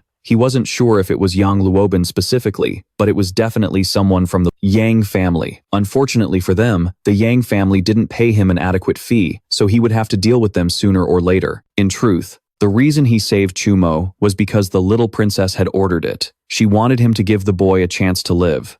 As he said this, Chu Mu noticed the little princess sitting silently behind them, but Chu Mu still didn't understand. He didn't know her, so he couldn't figure out the real reason. According to Lord Xia, the little princess had something in common with Chu Mu. She had also raised a white nightmare since childhood, which had now reached the 4th stage. Most importantly, Chu Mu now had 2 choices. One was to have his white nightmare taken back and return to his family to live in peace.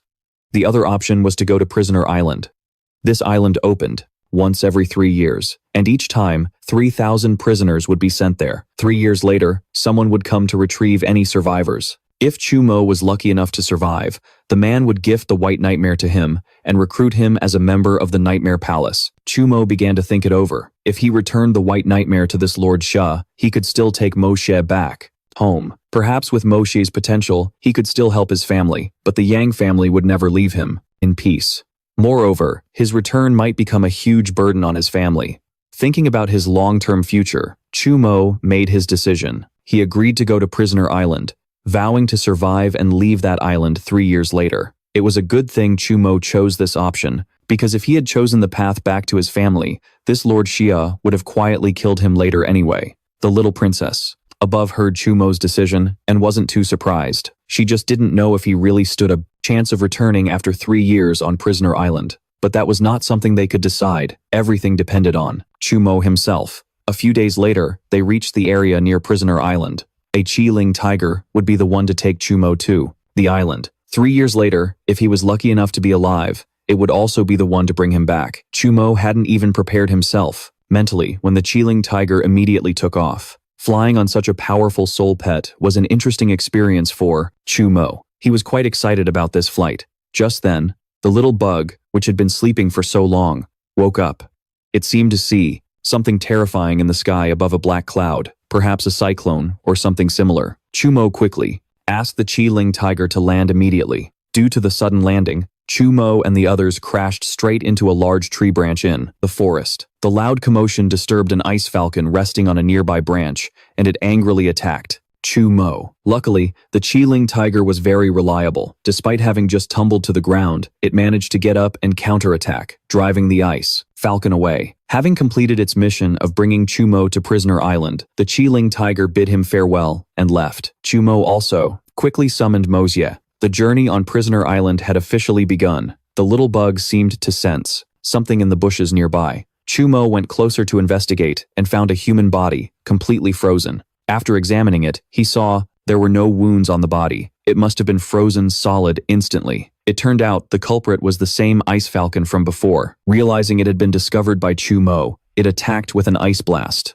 Fortunately, Mo Xie had fire-type skills, so it quickly suppressed the falcon. The two of them immediately gave chase, and even the little bug was more energetic than usual. It shot out its silk, forming a net that neatly captured the ice falcon. But this ice falcon was clever. Knowing it was outmatched, it called its buddies for help. Instantly, 4 third-stage ice falcons flew out. At this point, Chu Mu had no choice but to run. The whole flock attacked relentlessly. Chu Mu and Mo Xie hid behind a large tree, but the tree couldn't hold out for much longer.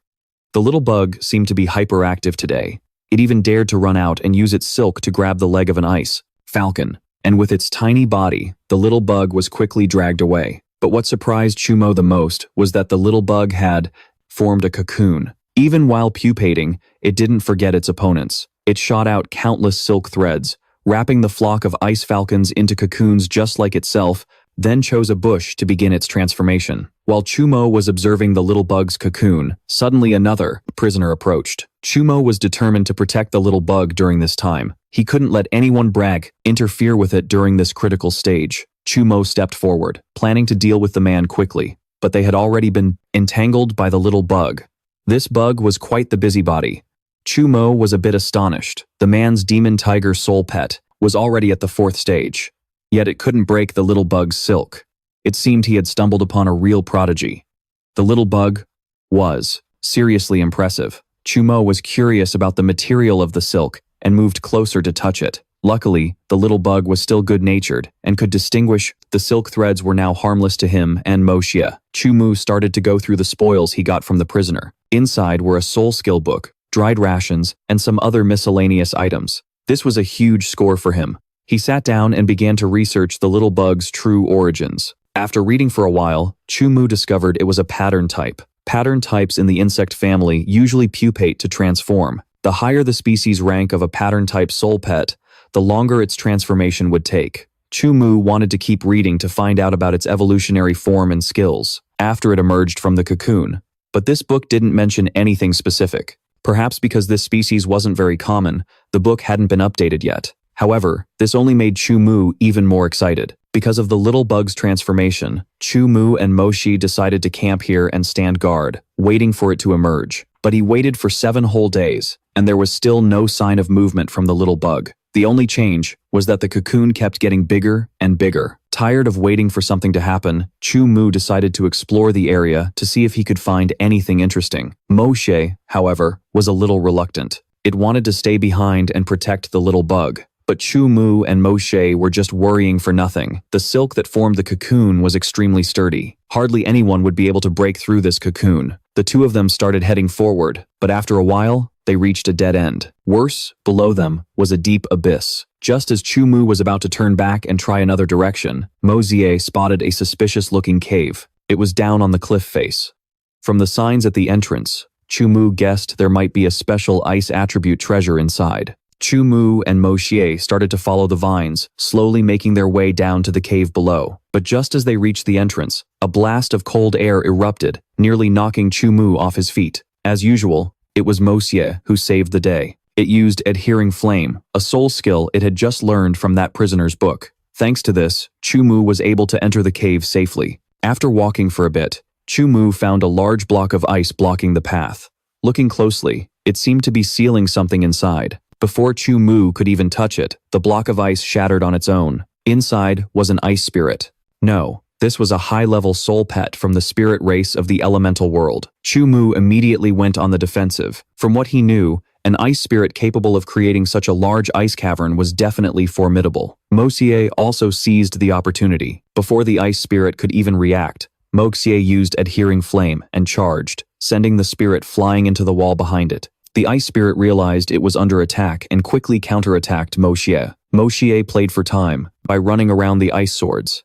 The heat from Mo Xie's body successfully heated them up. This also caused the ice spirit to panic. Chu Mu had set his sights on the ice spirit. It was a bit foolish, but also adorable. But that was fine. The ice spirit had great potential. It just severely lacked combat experience. Chu Mu wanted to make it his soul pet. With his training, the ice spirit would definitely become a powerful soul pet. Just as Chu Mu was preparing to cast a soul pact on the ice spirit, a flock of ice falcons arrived at the cave entrance. Chu Mu knew he had to act fast. He had to capture the ice spirit before they got there, but he couldn't possibly be faster than those damn birds. To conserve their strength, Chu Mu decided to retreat for now. He and Mo Xie found a narrow passage and made a run for it. But strangely enough, perhaps because he fled, the ice spirit actually accepted the soul pact and followed the two of them. Just when they thought they were in the clear, it turned out this little guy wasn't just fast, it had also attracted the entire flock of ice falcons to chase them. Fortunately, after a desperate struggle, they were all safe. Only then did Chu Mu take out the book he carried to research the ice spirit. According to the book, the ice spirit could use any skill belonging to an ice-type soul pet. It was one of the soul pets with the highest innate talent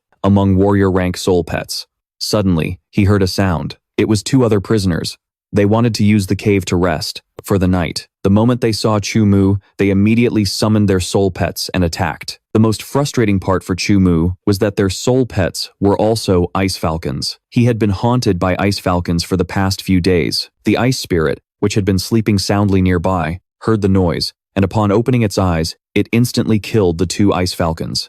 This terrified the two prisoners, who turned tail and fled. Chu Mu was planning to use this opportunity to give the ice spirit some real combat experience. He had only intended for it to use an ice sword to attack, but somehow, it ended up creating a gigantic ice wall. It trapped its own team inside, but seeing its pleading face, Chu Mu couldn't bring himself to scold it. Chu Mu quickly broke through the ice and ran out to see where the two had gone, but once outside, he only found the items they had dropped, in their haste to escape. Suddenly, something caught Chu Mu's eye. It was an item from the Nightmare Palace, a list of the 3,000 prisoners on this island. Cao Yi's name was on it too. It seemed he had been punished for what happened that day and was sent to this place. The Nightmare Palace had likely placed a soul imprint on every prisoner here. If any of them died, their soul would simply dissipate, and their name on this list would disappear as well.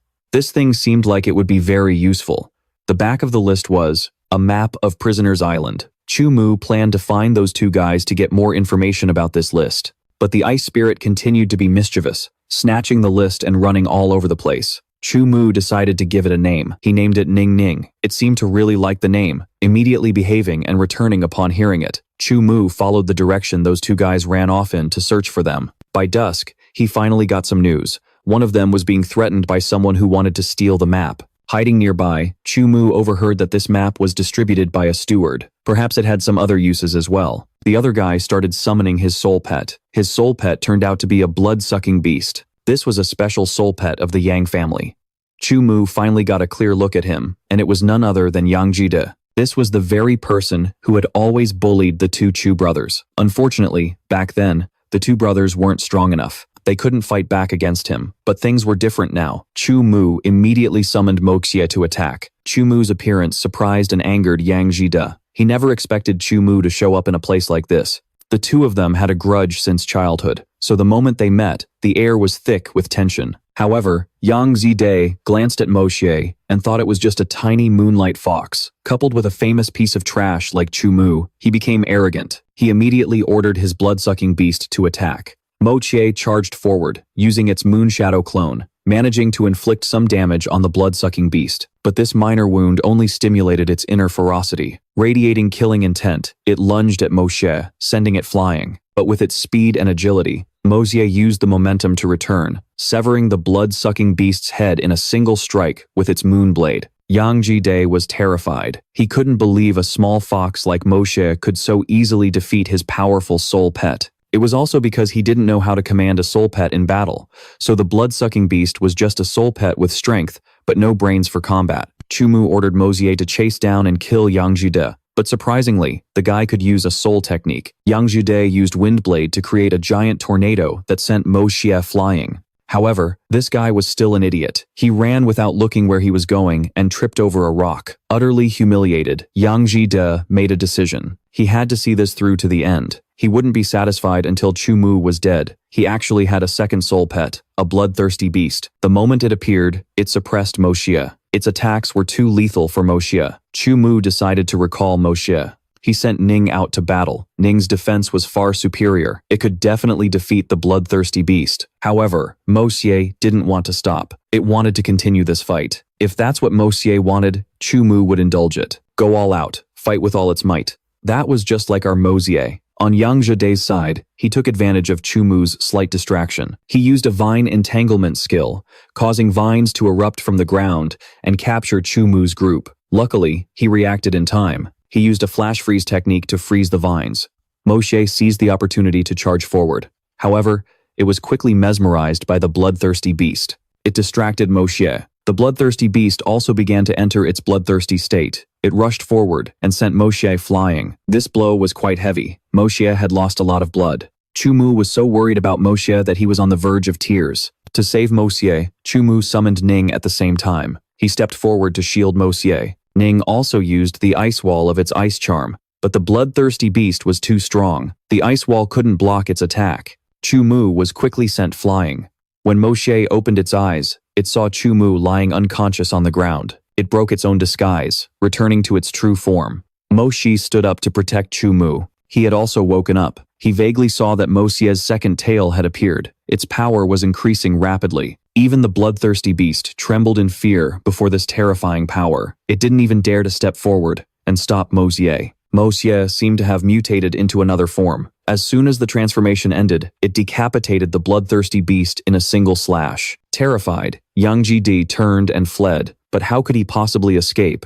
Chu Mu had gotten up and blocked his path. Yang Jide trembled and begged for mercy. He promised to tell Chu Mu anything he knew, as long as he would spare his life. The rain poured down heavily, and Yang Jide lost his life in this place. Chu Mu had recovered from his injuries. He and Mo Xie were resting in a small nearby cave. After reading through his divine book, Chu Mu learned about Mo Xie's recent form. It was the evil flame six-tailed demon fox. This was the royalty among the six-tailed demon foxes, possessing an extraordinary innate talent. Although the evil flame six-tailed demon fox is a high-level warrior general, at the same stage, its combat power is in no way inferior to some other commander-rank soul pets. The racial skill of the evil flame six-tailed demon fox is demonic fire evil flame. Besides that, it still has a few basic skills, such as shadow claw, ghostly strike, evil gaze, concentrate, instant flash, and demonic bewitchment. Mo Xie was really lucky this time. The mutation was a great success. Chu Mu began to think back on the words Yang Jide said before he died. It turned out that to encourage the 3,000 prisoners on the island to slaughter each other, the Nightmare Palace had hidden a special reward. What's special about this place is that on the back of the map is a kill list of all the prisoners here. If you want to find the treasure, you absolutely have to kill the other prisoners. The Yang family had hired that Master Xie, or more accurately, Xie Guanghan, to kill Chu Mu, but they paid him an unworthy fee. So, he took revenge by stealing the Yang family's treasure to use as the prize for this prisoner island event. The Yang family, wanting their treasure back, also sent a group of people to retrieve it. Chu Mu made his decision. He would definitely kill every last person from the Yang family's side and take the treasure for himself. A month later, Chu Mu continuously sought out soul pets in the forest to give Ning combat experience. Gradually, Ning's skills became much more refined than before. Ning was playing happily when it suddenly smelled something that drew it in. Ning began to move towards the scent. Chu Mu followed Ning to check it out. It turned out that a nearby cave contained some high-grade herbs, which were very beneficial for Ning. Over the past month, Chu Mu had also learned the language of beasts. Now, he could communicate freely with Mo Xie and Ning. Venturing deeper, they came across a bush of Cold Valley ginseng, a truly beneficial item for Ning's future growth. As they were gathering the Cold Valley ginseng, a soul pet suddenly launched an attack on them. Ning immediately created an ice shield for defense, but it was useless. The shield was smashed into 3 or 4 pieces. Chu Mu was knocked far away. When he came to his senses, he got a clear look at the soul pet. It was a 5th stage striped demon tiger. Chu Mu quickly recalled Ning. Luckily, Ning was an elemental soul pet without blood or internal organs. Otherwise, that last hit would have killed it. At that moment, the striped demon tiger discovered Chu Mu's hiding spot. It lunged towards him. Fortunately, the path into the cave was extremely narrow, allowing Chu Mu to evade the striped demon tiger. But because of this, Chu Mu began to guess that it must have been trapped in here for a long time. Chu Mu, however, didn't want to give up on the Cold Valley ginseng. Suddenly, he remembered something he had taken from Yang Jide's corpse, a spatial ring that could store a soul pet without a soul pact. The striped demon tiger had already reached the 5th stage, so it definitely had its own intelligence and consciousness. Chu Mu used the language of beasts to communicate with it, proposing a deal. If it willingly entered the spatial ring, Chu Mu would definitely get it out of this place. Hearing this, it seemed agitated and stubbornly tried to force its way into the small crevice again.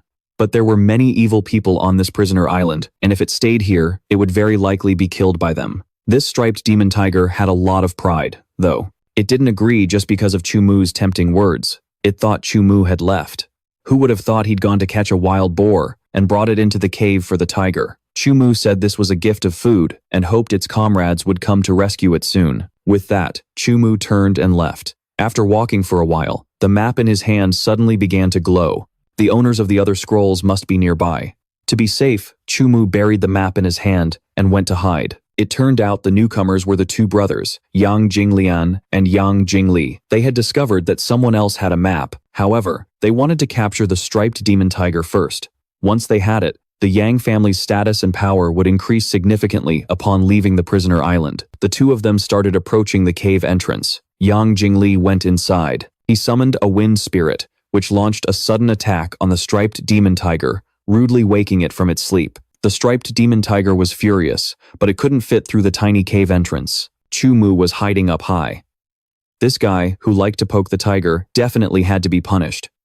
Chu Mu had Ning create an ice wall to block the path behind him. A moment later, when Yang Jingli felt a chill, he finally noticed the ice wall. At that moment, Chu Mu and Ning appeared, just to get a better view of Yang Jingli being captured by the striped demon tiger. Soon, his screams echoed throughout the forest. Yang Jinglian, outside, finally realized his brother was in danger. He rushed into the cave. Inside, Chu Mu was trying to persuade the striped demon tiger, but it maintained its stance, focusing on eating Yang Jingli without paying any attention to Chu Mu's offer. The moment Yang Jinglian stepped into the cave, he saw the thick, pungent bloodstains everywhere. Yang Jingli had definitely died at the hands of the demon tiger. Before he could even move in for revenge, he was knocked back out of the cave by Ning. The moment he saw Chu Mu, he was just as shocked as Yang Jide had been. The two immediately clashed. Chu Mu didn't give Yang Jinglian any chance to summon his soul pet. He had Ning attack relentlessly. The man could only use his personal skill, skin petrification, to block the blow. However, Chu Mu had Ning attack continuously, determined not to give Yang Jinglian any opportunity to summon a soul pet. But just then, Shang-Chi, the Yang family's servant, arrived. His soul pet was a 5th stage, 7th phase bloodthirsty beast. This time, Chu Mu was in trouble. Yang Jinglian immediately ordered Shang-Chi to kill Chu Mu to avenge Yang Jingli. It was fine. Chu Mu had somehow successfully convinced the striped demon tiger, and it agreed to enter the spatial ring. Thanks to the striped demon tiger, Chu Mu's situation was now completely different. In theory, soul pet masters were divided into 3 main tiers and many different ranks. These are soul apprentice, soul soldier, soul master, and soul lord. A soul pet master's cultivation process is measured by their soul remembrance. Every 9 remembrances increases their rank by 1. And every time a soul pet master gains 3 remembrances, they can sign a soul pact with a new soul pet. Each additional remembrance allows them to summon 1 more soul pet simultaneously. A soul pet master can sign a soul pact with a soul pet of any race. However, a soul pet master cannot sign a soul pact with a soul pet of a higher rank than themselves. If a soul pet master stubbornly signs a pact with a soul pet of a much higher rank, and their strength isn't enough to balance it, they will definitely be betrayed or even devoured by their own soul pet. Previously, when Chu Mu had just become a soul apprentice with 4 remembrances, he signed a soul pact with a high-level soul pet. And of course, that soul pet betrayed him and left. After it left, it remained in a summoned state. This was the direct reason why even though Chu Mu was now a soul soldier, he could still only summon 1 additional soul pet. This story of Chu Mu's was once the laughingstock of all of Fengluo City. But now, things were different. Chu Mu appeared with both the Ice Air Fairy and the striped demon tiger. This caught Yang Jinglian completely by surprise. Plus, the striped demon tiger was his target. If Chu Mu had already signed a soul pact with it, this was going to be big trouble. Luckily for this idiot, he had a smart servant.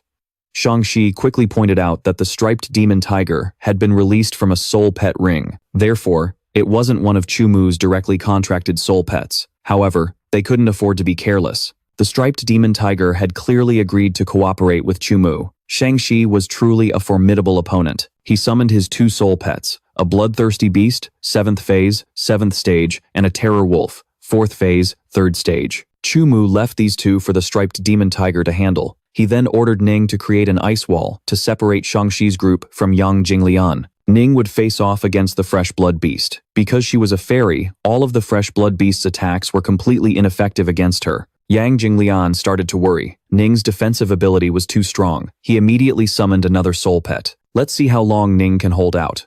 Yang Jinglian summoned a blade-winged demon, 4th phase, 3rd stage. Both soul pets began to attack Ning relentlessly. But Ning was much more adept at combat now. She quickly created an ice wall to block the blows. Meanwhile, Chu Mu seized the opportunity to use his freezing art on the fresh blood beast. It was now under control. Thanks to that, Ning had a chance to counterattack the blade-winged demon. Seeing this, Yang Jinglian summoned yet another soul pet, a star-devouring wolf, 3rd phase, 3rd stage. The moment the star-devouring wolf appeared, it immediately lunged at Ning, biting off her arm in one go. Although Ning wasn't actually harmed, she still sadly cradled her arm.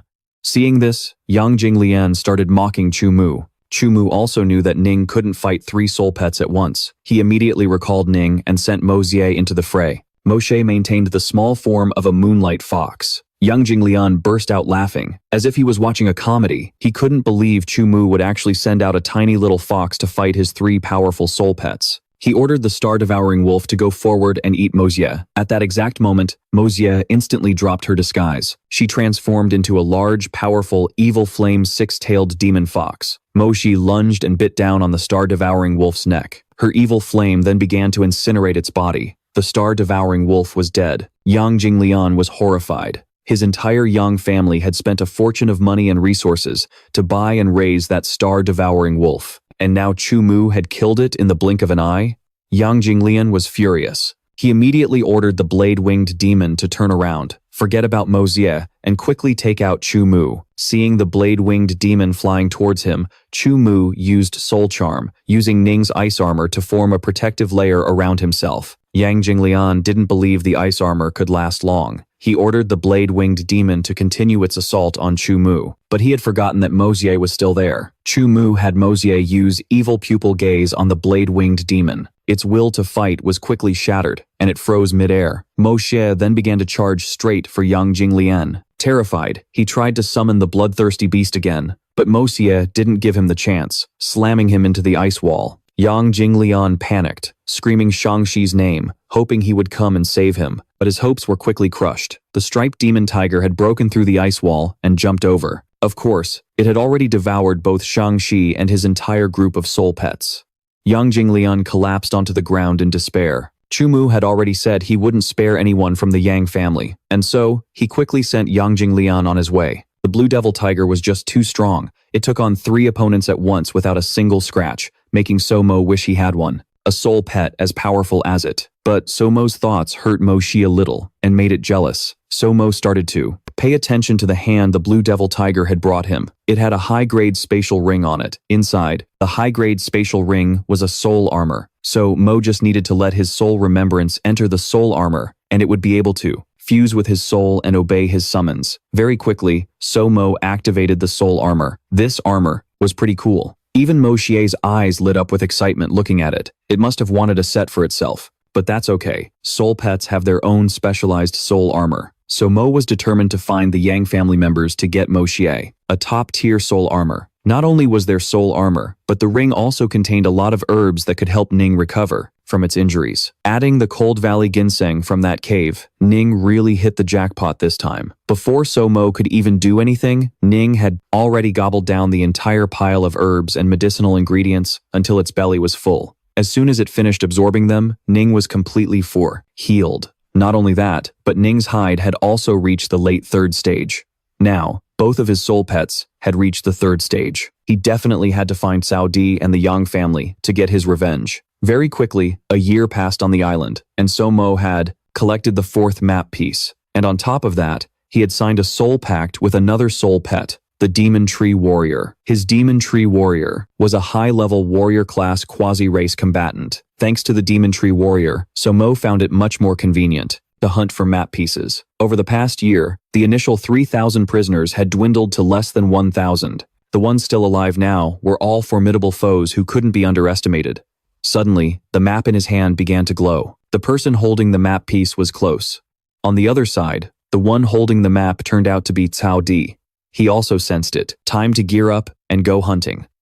Cao Di picked up a knife and approached the girl named Xin Shui, wanting her to go and steal the map piece. For him, it turns out she was being threatened. He wanted her to use her beauty as a honey trap to lure other people and take their map pieces. Xin Shui was the girl from the same group as Mo when they were first captured and brought to this nightmare demon island. She headed into the forest, near where Mo was standing. She pretended to be injured, hid a knife behind her back, and waited for the map holder to arrive. However, the moment she saw Mo, she was very happy, even wanting to run and hug him. But Mo knew that Xin Shui had always used this method to seduce people, then kill them when they let their guard down. Xin Shui hurriedly tried to explain that, aside from Cao Di, Somo was the first person she had gotten to know over the past year. When Somo heard Cao Di's name, he immediately walked over to question her. It turned out Cao Di was on the coast near this place. Xin Shui still didn't know Somo's current strength. She always thought that Somo basically stood no chance against Cao Di, but Somo didn't care. He headed towards the cave near the coast, where Cao Di was hiding. Hearing a noise, he thought Xin Shui had returned, but to his surprise, it was Somo. The two of them reminisced for a moment before getting down to business. Cao Di directly summoned his nightmare demon. As soon as it attacked, Somo ran off. Cao Di gave chase, thinking that over the past year, Somo had only gotten better at running away. But no, he ran off to prepare a little surprise for him. The tiny moonlight fox that he once scorned had now become a cursed flame six-tailed demon fox. Cao Di started to worry. He couldn't let his nightmare demon take a hit from Mo Xie. He summoned a wind demon, intending to block Mo Xie's path. However, the wind demon was no match for Mo Xie. It quickly killed the wind demon in a single blow.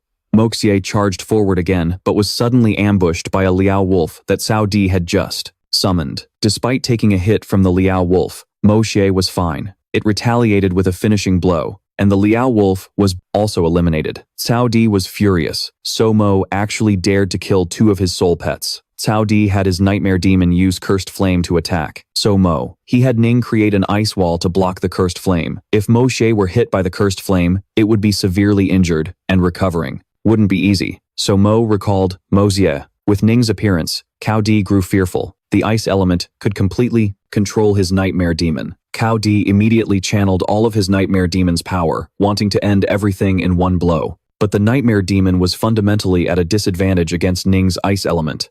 Ning created an ice wall, and the cold air made the nightmare demon terrified. Ning then used Ice Sky Dance, and a blizzard appeared, quickly freezing the nightmare demon solid. The tide of the battle was clear. Terrified, Cao Di ran into the cave, but that blizzard wasn't just targeting the nightmare demon. Cao Di was quickly frozen solid as well, so Mo walked over, holding a large chunk of ice. He was ready to send the guy on his way. By the time Xin Shui returned, all that awaited her was a pool of blood and Cao Di's corpse. Her first reaction was joy. However, she quickly reconsidered. If she lost Cao Di's protection, it would be very difficult to survive in this place. Meanwhile, Somo was already inside the cave. He was planning to see if Cao Di had any good treasures. It turned out he did, and it was quite good. A whole lot of them, in fact. Chu Mu even spotted a dual attribute lightning fire soul crystal. This thing would definitely be a huge help to Mo Xie. Suddenly, Xin Shui entered and threw her arms around Chu Mu, begging him to take her with him. While Chu Mu was still confused about what was going on, she pushed him onto the bed and even started stripping off her own clothes. Chu Mu was a complete virgin. He had no idea what to do. After letting Xin Shui writhe for a moment, Chu Mu tensed up and struggled to get free. Whether she lived or died was none of his business. She was lucky Chu Mu hadn't already killed her. Xin Shui still hadn't given up. She knelt down, begging Chu Mu to take her in for the sake of her being Ding Yu's friend. The mention of Ding Yu only made Chu Mu angrier. He knew perfectly well that Xin Shui had passed the trial on Nightmare Demon Island by selling her body. Ding Yu was different. She always risked everything, fighting desperately to survive. Xin Shui wasn't worthy of even being called Ding Yu's friend. Chu Mu turned and left, leaving the despairing Xin Shui behind in the cave. He found himself missing Ding Yu a little. Although he didn't know where she was or how she was doing, Chu Mu was sure that she was definitely safe. 2 days later, in Lower Nightmare Demon City, Guanghan suddenly thought of Chu Mu. He summoned his blazing Luan tiger and ordered it to head to Prisoner Island. If Chu Mu was still alive, it was to bring him back. On Prisoner Island, Chu Mu had already made huge waves. Everyone knew he was hunting for the map pieces. 2 guys from the Yang family, Yang He and Yang Zheng, happened to be holding one of them. Even though they knew full well that Chu Mu was likely setting a trap, they were still willing to walk right into it. They wanted to kill Chu Mu quickly and escape this wretched island. Their original plan was to eliminate all the prisoners. Then, they would retrieve the Yang family's heirloom. But then Chu Mu appeared and shattered all their plans. He took out all the top experts on the island. By taking most of the map pieces, he made them waste 3 whole years. Using their map, Yang He and Yang Zheng managed to track down the location of the little bug's pupa. However, after 3 long years, the area was now covered in a thick web of countless spider silks that stretched across the sky. Judging by the sheer scale of it, they guessed that an incredibly powerful soul pet had taken over the area. From what Yang Zheng recalled, This was very likely an ancient soul pet undergoing its metamorphosis. According to legend, when ancient bug-type soul pets molted, they would spew out countless white silks, covering entire forests, just like this. It would transform into a world of flesh and blood, like the inside of a massive creature. People often called it the viscera of a god. Seeing this, Yang Jung grew greedy. If he could get his hands on a soul pet like this, he could surely dominate an entire region. The two of them began to part the web of silk and venture deeper inside.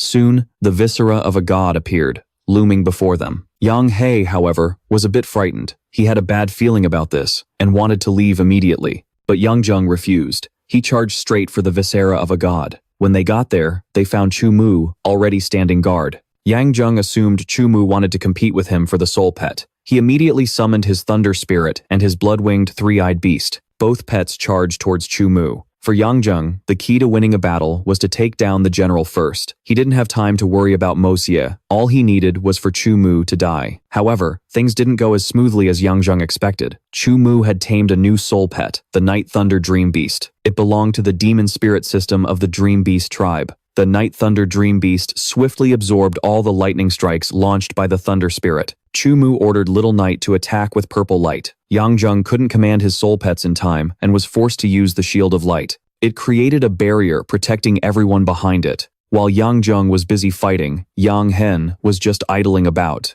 He was remarking on how lucky Chu Mu was to have obtained a soul pet with both dark and thunder attributes.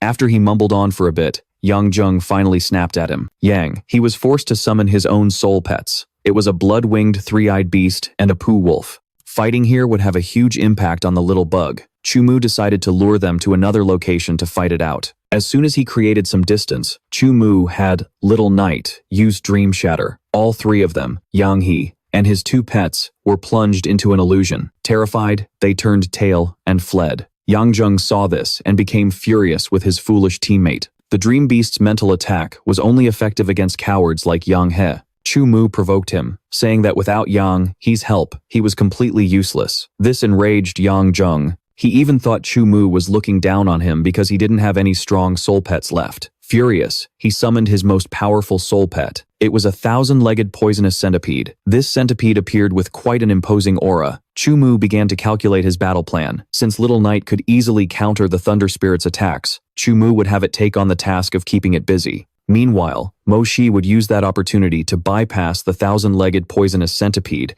and swiftly deal with the blood-winged three-eyed beast. The plan was officially set in motion. Mo Xie charged straight at the centipede and the blood-winged three-eyed beast. They were a bit taken aback by this direct assault, but from behind, Little Knight quickly used its lightning to restrain the 1,000-legged poisonous centipede. Seizing the opportunity, Mo Xie lunged towards the blood-winged, tri-eyed beast at a terrifying speed, splitting into two to deliver 2 slashes. It killed the blood-winged, tri-eyed beast instantly. Yang Jung was completely stunned. He couldn't believe that an illusion could also inflict a physical wound. In just a few years, Chu Mu had truly transformed into a completely different person. Soon, his soul pets were all burned to a crisp. Yang Lengshang, noticing the commotion, flew over to investigate. As he got closer, he saw Yang He's group under a mental attack, hiding in a nearby corner. Yang Lengshang approached, woke him up, and asked him about Yang Jung's situation. After hearing the whole story, he had Yang. He lead the way to find Chu Mu and settle the score. Yang, Lengshang, and Yang. He rode on 2 blood-winged tri-eyed beasts. Just as they arrived, they saw Yang Jung riding his own beast and fleeing for his life. He frantically ran over and tattled that Chu Mu was trying to hunt him down in the forest. The 3 of them then started to search for Chu Mu together to get their revenge. Chu Mu was also surprised to see Yang Lengshang, a man famous for being a monster. He was a prodigy of the Yang family, renowned for his incredible skills and power. Realizing this, Chu Mu turned and fled. Yang Lengshang ordered his blood-winged, tri-eyed beast to use the 4 murderous super wind, creating 2 massive tornadoes that hurtled towards Chu Mu. Luckily, Chu Mu had his Deviltree Battle Soldier and Soul Armor, which allowed him to barely withstand that single attack. The power of that last move was truly immense. The moment the Deviltree Battle Soldier saw Yang Lengshang giving chase, it immediately stayed behind, wanting to block to him to help Chu Mu. Seeing this, Chu Mu anxiously yelled for the Deviltree Battle Soldier to return. However, its battle spirit was already ignited. The Deviltree Battle Soldier used its root web, creating a defensive layer of trees. But Yang Lengshang was too strong. With just one strike, he shattered the barrier, and the Devil Tree Battle Soldier was smashed into pieces. But the Devil Tree Battle Soldier wasn't dead yet, it was still trying to survive. Yang Zheng quickly berated Yang He, saying that without a fire attribute soul pet, they couldn't completely eliminate the Devil Tree Battle Soldier. Therefore, they shouldn't waste any more time on it. They immediately chased after Chu Mu. He had already run to the location of the internal organ god. They thought they had cornered Chu Mu, but they were sorely mistaken. Chu Mu didn't just run to the little bug's location for no reason. At that moment, the internal organ god began to crack, and the little bug's transformation was complete. It had metamorphosed into a giant dragon. Yang Lengshang immediately recognized the terrifying power of that dragon. He quickly turned to flee with Yang He and Yang Zheng, but with a single strike from the great dragon, all of them were severely injured and sent crashing to the ground. A terrified Yang Zheng turned to Yang Lengshang for help, but he was in no state of mind to care about him anymore. Yang Lengshang was dumbfounded. Was this the ancient soul pet that the Soul Alliance had lost? To think it would actually appear in this place. The unrivaled stained dragon. Even though it was now the unrivaled stained dragon, it still remembered Chu Mu. It turned its head to look at him. Thanks to beast language, Chu Mu quickly realized that it wanted to leave this group for him to handle personally. Chu Mu used his flash freeze technique, crushing the life out of these Yang family members. Just as Chu Mu and the unrivaled stained dragon were happily reminiscing, the black cloud from 3 years ago suddenly reappeared. This mysterious creature was likely stirred by the unrivaled stained dragon's emergence from its cocoon. The unrivaled stained dragon flew straight up, into the sky, towards the mysterious creature. The moment they clashed, the very heavens and earth began to change. Rainstorms and thunder crashed down relentlessly. Volcanoes erupted, and the earth cracked and crumbled. As expected of legendary soul pets, the moment they acted, the world fell into chaos. A strange phenomenon appeared in the sky. One day, Chu Mu would definitely make Mo Xie as powerful as these heaven-defying soul pets. But it was unclear how the battle unfolded. All the strange phenomena ended, and the mysterious creature flew away. The unrivaled stained dragon, however, was heavily injured and fell straight to the ground. Chu Mu rushed over anxiously. The body of the unrivaled stained dragon had begun to shrink. Through beast language, Chu Mu learned that someone was hunting the unrivaled stained dragon. It needed to leave this place. With that, the unrivaled stained dragon struggled to sit up and coughed up a dragon egg, handing it to Chu Mu. It wanted Chu Mu to form a soul pact with this dragon egg. In the future, when the egg hatched and the baby dragon grew stronger, it would definitely take its place by his side to protect him. After entrusting him with everything, the unrivaled stained dragon hurriedly departed. Chu Mu was also a little worried by its attitude. The force hunting the unrivaled stained dragon must be incredibly formidable. At that moment, up in the sky, a group of people was monitoring everything on the prisoner island. Their leader was Soul Emperor Shi Tianting. This group was the very same force that had always been searching for the unrivaled stained dragon. They immediately sent someone back to the Soul Alliance to report to the Alliance Master that they had found the unrivaled stained dragon that had been missing for 4 years. Because the unrivaled stained dragon had managed to separate its offspring during its pupation, Ting began to order his men to enter the island to find its egg. He remembered that before undertaking this mission, the Alliance Master had instructed him that he must find that egg at all costs. It was incredibly important to them, but they had no idea that the dragon egg was resting peacefully inside Chu Mu's spatial ring. As for him, he had already collected all the pieces of the map. Who would have thought the treasure map would lead to the spotted demon tiger's cave? It was so close, yet so far. Perhaps the spotted demon tiger being trapped here was part of some special arrangement. Chu Mu quickly found the spot where the treasure was buried. As for the digging, he had to leave that to Mo Xie. Soon enough, the treasure chest was revealed. Chu Mu was a little curious, not knowing what the final reward from Prisoner Island could possibly be. At last, Chu Mu understood why the members of the Yang family tried so desperately to retrieve this family heirloom. Inside the chest was a soul skill book with an incredibly high level of completeness. Theoretically, 2 factors determine the power of a soul skill. First is the soul remembrance intensity of the soul pet master, and second is the completeness of the Enster soul skill book. The book contained countless complex inscription structures. Even the most powerful inscription master would find it difficult to create a complete soul skill book. Therefore, This one was truly rare. It was the soul skill for Blood-Eyed Frenzy. This would allow a soul pet master's combat power to surge for a short period of time. This would be incredibly useful to Chu Mu. Right at that moment, the Blazing Ridge Tiger also arrived. Finally, Chu Mu had survived his 3 years on Prisoner Island. At this time, the selection competition for the little princess's attendant was also underway. Up above, Xia Guanghan was sitting and discussing with Zhu Luling and Su Yu. He had to sit in the middle and speculate on who would win the attendant position. One was Jia Ming, Zhu Luling's subordinate, and the other was Su Yu's subordinate. Based on the current situation, Jia Ming had a firm grasp on victory, but Su Yu refused to accept that. He had always looked down on that Jia Ming fellow. Su Yu was, in fact, the eldest son of the Blue Nightmare Palace's master. Zhu Luling looked at him with contempt. Even Su Yu himself couldn't guarantee a win against Jia Ming, let alone his subordinate. Enraged, Su Yu took out a level 4 dual attribute soul crystal to place a bet. If, within 10 minutes, he couldn't deal with Jia Ming, then this soul crystal would belong to Zhu Luling. Very quickly, a result was reached down below. Jia Ming was victorious. Su Yu immediately flew down to start the wagered match. Xia Guanghan remained seated. He knew Su Yu was extremely arrogant, but there was no denying his immense power. And just as Xia Guanghan predicted, Su Yu managed to take care of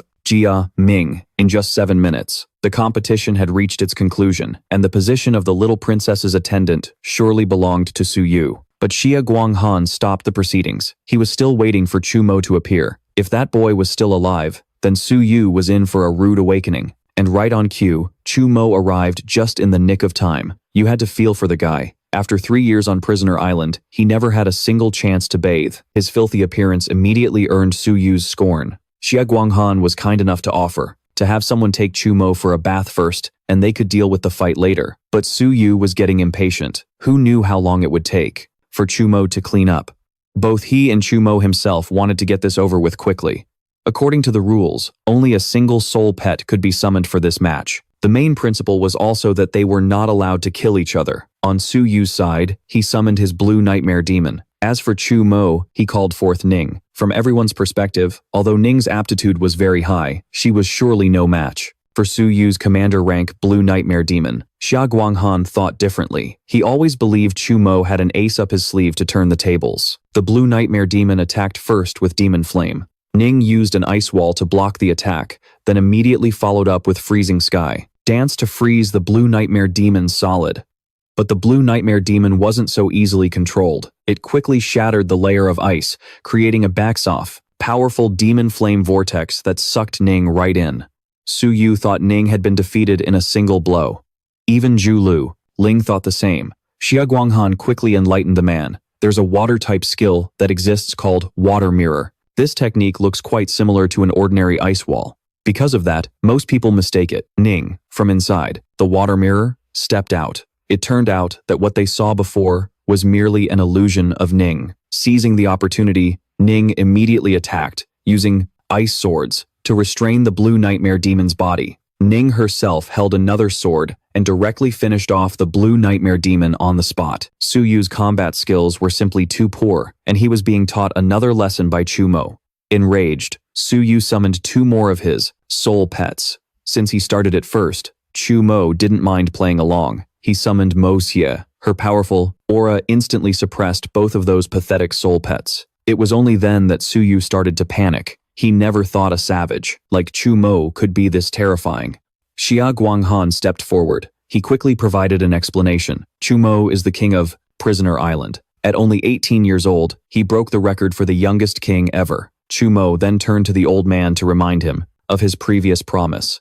Xia Guanghan had promised that if he survived for 3 years, he would be granted his freedom. Chu Mu wanted to return to his 9 clan, but Xia Guanghan had one task for him to complete first. That was to become the Nightmare Young Lord, the personal attendant of the little princess. The title of Nightmare Young Lord is the highest honor the Nightmare Palace bestows upon its younger generation. In any city below level 8, governed by the Nightmare Palace, the Nightmare Young Lord can wield the authority of a Vice City Lord. All personnel under the command of the Nightmare Palace's manager must follow the Nightmare Young Lord's orders. Chu Mu officially accepted the position. Chu Mu was Feng Xiang brought him to the Nightmare Palace for a tour. The Nightmare Palace is divided into an inner and an outer palace. The inner palace is a strictly confidential area. Wander around carelessly, and you could be demoted to a prisoner. Status here is divided into 10 levels, from lowest to highest. Chu Mu's title of Young Nightmare is at level 7. Ahead is the room designated for a young nightmare. Chu Mu will also get to choose his own handmaidens. It's been so long since Chu Mu has lived in such luxury, it's truly touching. From now on, Xia Guanghan's orders will be relayed to Chu Mu by Feng Xiang. The little princess is not in the palace at the moment. Therefore, Chu Mu can return to his clan while carrying out a mission entrusted to him by Xia Guanghan. As for the specifics, someone will provide clear instructions when he arrives at Gangluo City. Chu Mu began to speculate. Perhaps Xia Guanghan wants to turn him into a puppet. More importantly, Chu Mu is quite worried about Mo Xie. If that man finds out about Mo Xie's ability to continuously evolve, it would be disastrous. He has to find a way to escape that man's control soon. A moment later, someone brought in a group of handmaidens for Chu Mu to choose from. He didn't really care much, so he just picked the one the butler recommended, a girl from Hanghai. For the other one, Chu Mu immediately chose the little girl with the most brilliant golden hair. As soon as he finished choosing, Chu Mu ran off to take a bath. The golden-haired girl's name is Qing He, and the girl from Hanghai is none other than Ding Yu. At first, Chu Mu only called Qing He in to serve him. Ding Yu waited outside for a long time, but didn't see Qing He come back out. She thought Qing He was being bullied by that weirdo young nightmare, so Ding Yu stormed straight into the bathroom. It was then that Ding Yu got a clear look at Chu Mu's face. Overcome with emotion, she rushed forward and hugged him. Over at the Blue Nightmare Palace, Tuo Yu ran home to tattle to his dad after losing the battle. This old palace master really knows how to spoil his son. As soon as he heard, he decided to take revenge for Tuo Yu. He planned to use Chu Mu's burgeoning fame to get others to eliminate him. And just as expected, Chu Mu's reputation had attracted a lot of attention. Quite a few people wanted to find him for a challenge, to snuff out this newly emerged prestige of his. As for him, he didn't pay them any mind, focusing only on training with Ning and Mo Xie. Qing He and Ding Yu have been quite busy lately, constantly receiving a pile of challenge letters addressed to Chu Mu. Chu Mu couldn't just sit still with all these nuisances. He decided to accept a challenge from the strongest person in the group. But their strengths were all pretty much the same. Ding Yu could only pick out 5 people with comparable strength to speed things up. Chu Mu decided he would fight all 5 of them in a single match. He had already calculated everything. He saw this as an opportunity to train all his soul pets at once. Meanwhile, at the Blue Nightmare Palace, Tuo Yu and his father were a little panicked. Chu Mu was far more arrogant than they had thought. The match would take place the next day. The master of the Cyan Nightmare Palace, Xia Guanghan, and Lu Shanli would all be attending this match. So, he also wanted to come and see for himself just how capable Chu Mu was to dare to be so arrogant. Upon entering, Chu Mu found himself slightly drawn to Lu Shanli's aura. It turns out he's the one who decides the level 8 young nightmares, the one who manages all the other young nightmares, and also the referee for this match. The 5 challengers were already at odds with each other from the start, constantly trash-talking one another as soon as they got on stage. A guy named Gui Xian was the first to attack. He had his blue nightmare strike. Ning used its ice swords, which formed into a massive stream, clashing directly with the blue nightmare. But Chu Mu's soul pet's energy was far superior. Gui Xian realized this too. He immediately conceded defeat and recalled his blue nightmare. However, Ning's ice-type energy would still have an effect even in the soul pet space. Thus, the frost poison quickly killed it. The master of another challenger angrily protested that Chu Mu dared to break the rules and kill someone in the arena. However, Lu Shanli stepped forward to explain. The problem was actually with Gui Xian. He simply failed to use his soul remembrance in time to block the frost poison. Besides, if he was going to issue a challenge, he should have been prepared to risk his life for the worst-case scenario. On the stage, Chu Mu quickly advised the others, telling them they should think carefully. If he, Chu Mu, accidentally killed them, he wouldn't be taking the blame. The remaining 4 challengers began to waver, but up above, Lu Shanli's attendant expressed his desire to test his strength against Chu Mu. As soon as he got on stage, he threw off his huge cloak, revealing his true face. He is Tian Xiao, a member of the Blue Nightmare Palace. According to the information provided by Ding Yu, Tian Xiao is the strongest among the younger generation of the Blue Nightmare Palace, often fighting 1 against 3 and still winning every time. Just then, the little princess suddenly appeared. She walked straight to the chair right in the middle. She had come to see what was going on after hearing that Chu Mu was being challenged by 5 people at once. Lu Shanli quickly updated her on the situation. The person now challenging Chu Mu was his subordinate, Tian Xiao. As soon as the match began, Tian Xiao summoned two Phase 5, 6th stage blue nightmares. On Chu Mu's side, he brought out Ning and the Devil Tree Warrior. Tian Xiao had his blue nightmares use Flame Meteor to slam Ning into the ground, but the Devil Tree Warrior, which was hidden underground, managed to support Ning in time. It used its vines to grab the two blue nightmares. The blue nightmares took advantage of the vines, intending to use their blue flames to burn the Devil Tree Warrior. Ning was right beside it. He quickly used his ice sword to cut the vine, saving the Tree Demon Warrior just in time, because the rules of this match allowed for killing the opponent. Tian Xiao decided he wouldn't waste time on the Soul Pet and aimed directly for Chu Mu. Chu Mu used the Soul skill, following the wind, to swiftly dodge the attack, and the Tree Demon Warrior took this chance to capture both of them. Ning immediately coordinated, attacking with her ice sword. Although Chu Mu's soul pets weren't as strong as the blue nightmares, they worked together with perfect synergy, causing the two blue nightmares to expend a great deal of energy. Tian Xiao was furious. He went and summoned yet another blue nightmare. Chu Mu also began to change his battle plan. Tian Xiao definitely didn't have enough soul power to sustain 3 nightmares at once. He must have someone supporting him.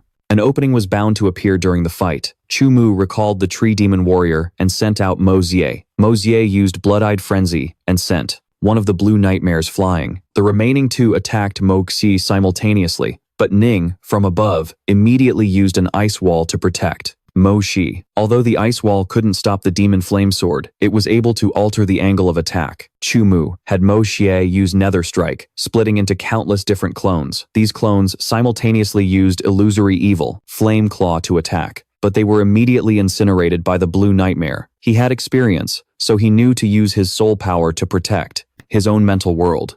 But he still couldn't escape the torment and mental damage. The battle was still ongoing. Chu Mu gave Tian Xiao no chance to rest, relentlessly coordinating his soul pets in a continuous assault. Tian Xiao seized an opportunity and had one of his blue nightmares attack Chu Mu directly, just when everyone thought Chu Mu was about to die. He summoned his own white nightmare. With the power of a white nightmare, and a monarch level 1 at that, the situation seemed to have been decided. Lu Shanli was just as surprised, but Xia Guanghan quickly explained that this white nightmare was a descendant of the original white nightmare that had devoured Princess Baiyu. Xia Guanghan had originally been tasked with disposing of the white nightmare, but he couldn't bring himself to waste such a powerful soul pet. Therefore, he had it form soul pacts with countless people, and only Chu Mu had survived until now.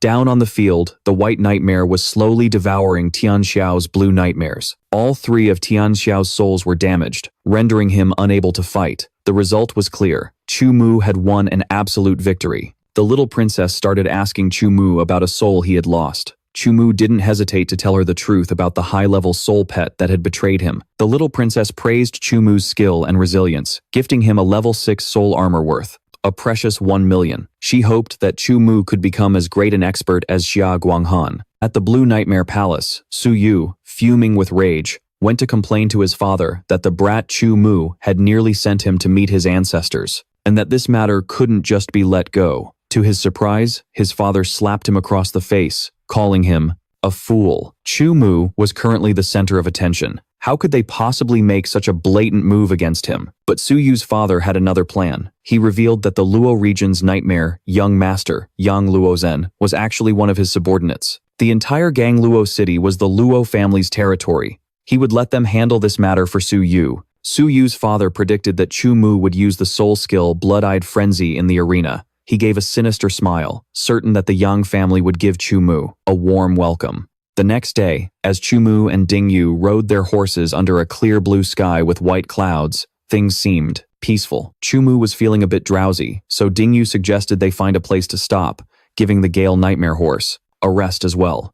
When they arrived at an inn, Ding Yu carefully instructed the staff to feed the Gale Nightmare horse properly and not to be negligent. As Chu Mu and Ding Yu walked toward the end of the hallway, they overheard someone talking about the Chu family, so Chu Mu hid to eavesdrop. Inside, Old Man Teng and Qin Menger were discussing matters related to the Chu family and the Yang family. Specifically, a Chu family merchant caravan had been robbed, and they wanted Old Man Teng's help. But this matter involved a master from the Yang family's lineage named Li Nan, so even if Old Man Teng wanted to help, his hands were tied. Old Man Teng also felt that the Qin family had already helped the Chu family a great deal over the years. But in Gangluo City, the Yang family, were the undisputed overlords. If they found out, the Qin family would be implicated as well. Having heard most of the story, Ding Yu finally realized they were talking about Chu Mu's Chu family, but just as he figured it out, they were discovered. Chu Mu and Ding Yu had no choice but to reveal themselves, also wanting to clarify if it was true that the Chu family's caravan had been robbed. Old Man Teng, still unaware of Chu Mu's identity, aggressively scolded him for eavesdropping and being nosy. However, the adorable pink-haired young lady behind him gently advised against it, showing no intention of pursuing the matter of their eavesdropping. When Chu Mu saw Qin Menger, he seemed to remember something, a memory of the two of them from their childhood. Could they be childhood sweethearts? When Qin Menger heard Chu Mu call her name, she stopped in surprise, but she had absolutely no memory of him. Hearing this, Dang assumed the two had ulterior motives and was about to make a move to force the truth out of them. Ding Yu saw the misunderstanding was getting out of hand, so he stepped in to explain that Chu Mu had a connection to the Chu family and just wanted to help, hoping to hear more details. About the Chu family's caravan being robbed, Qin Menger was a bit skeptical, asking what proof they had that they genuinely wanted to help the Chu family. A whiff of bullshit filled the air as Chu Mu claimed he was Chu Chen of the great Chu main family, saying he'd heard the Chu family's Luo territory was in decline. So, since he was traveling nearby anyway, he decided to drop by and check things out. Ding Yu couldn't help but marvel at the young master's masterful ability to spin a tale. Because everyone thought Chu Mu was dead, no one would believe the truth now. Old Dang found Chu Mu extremely suspicious, and suspected he was a spy sent by the Yang family. In contrast, the young lady of the Qin family felt that if someone wanted to help the Chu family, she shouldn't stand in their way. Chu Mu wanted to know the exact location of the Chu family's caravan, but would have to wait until tomorrow, when the scouts reported back. Chu Mu wanted to get a step ahead and warn all of the Chu family's businesses to heighten their security, but unfortunately, the Chu family had long since abandoned this area. Chu Mu was stunned. He never imagined the Chu family had fallen this far. Munger sympathized and sadly promised to inform him as soon as she had news. The next day, while the Chu family caravan was on the move, it was ambushed and robbed again. Many of the escorts were killed. One of the subordinates, trying to protect his master, yelled for young Master Chu Ning to run. Goods can be replaced if lost, but you only get one life. But abandoning the goods to save his own skin didn't seem to be Chu Ning's style. He felt that if they lost this shipment, the Chu family's situation would become even more desperate. The subordinates were fighting with all their might to protect their master. A bolt of fiery lightning shot out, killing Uncle Li on the spot. These two guys looked like they were born to be villains, Yang Jie and Li Nan. They wanted to kill Chu Ning too. Thinking he was an easy target, they pushed him too far. Chu Ning could no longer hold back and summoned his bright horned beast. The bright horned beast is from the beast realm, a member of the one-horned beast type, horned beast subtype. Seeing Chu Ning summon a soul pet, Yang Jie was utterly contemptuous. The sycophant, Li Nan, eager to score points, stepped forward and summoned his blood-winged three-eyed beast to take care of Chu Ning. Provoked by the sparks from the bright-horned beast, the blood-winged three-eyed beast turned into a whirlwind and lunged forward to tear the bright-horned beast to shreds. Upon receiving the command, the blood-winged three-eyed beast charged toward Chu Ning.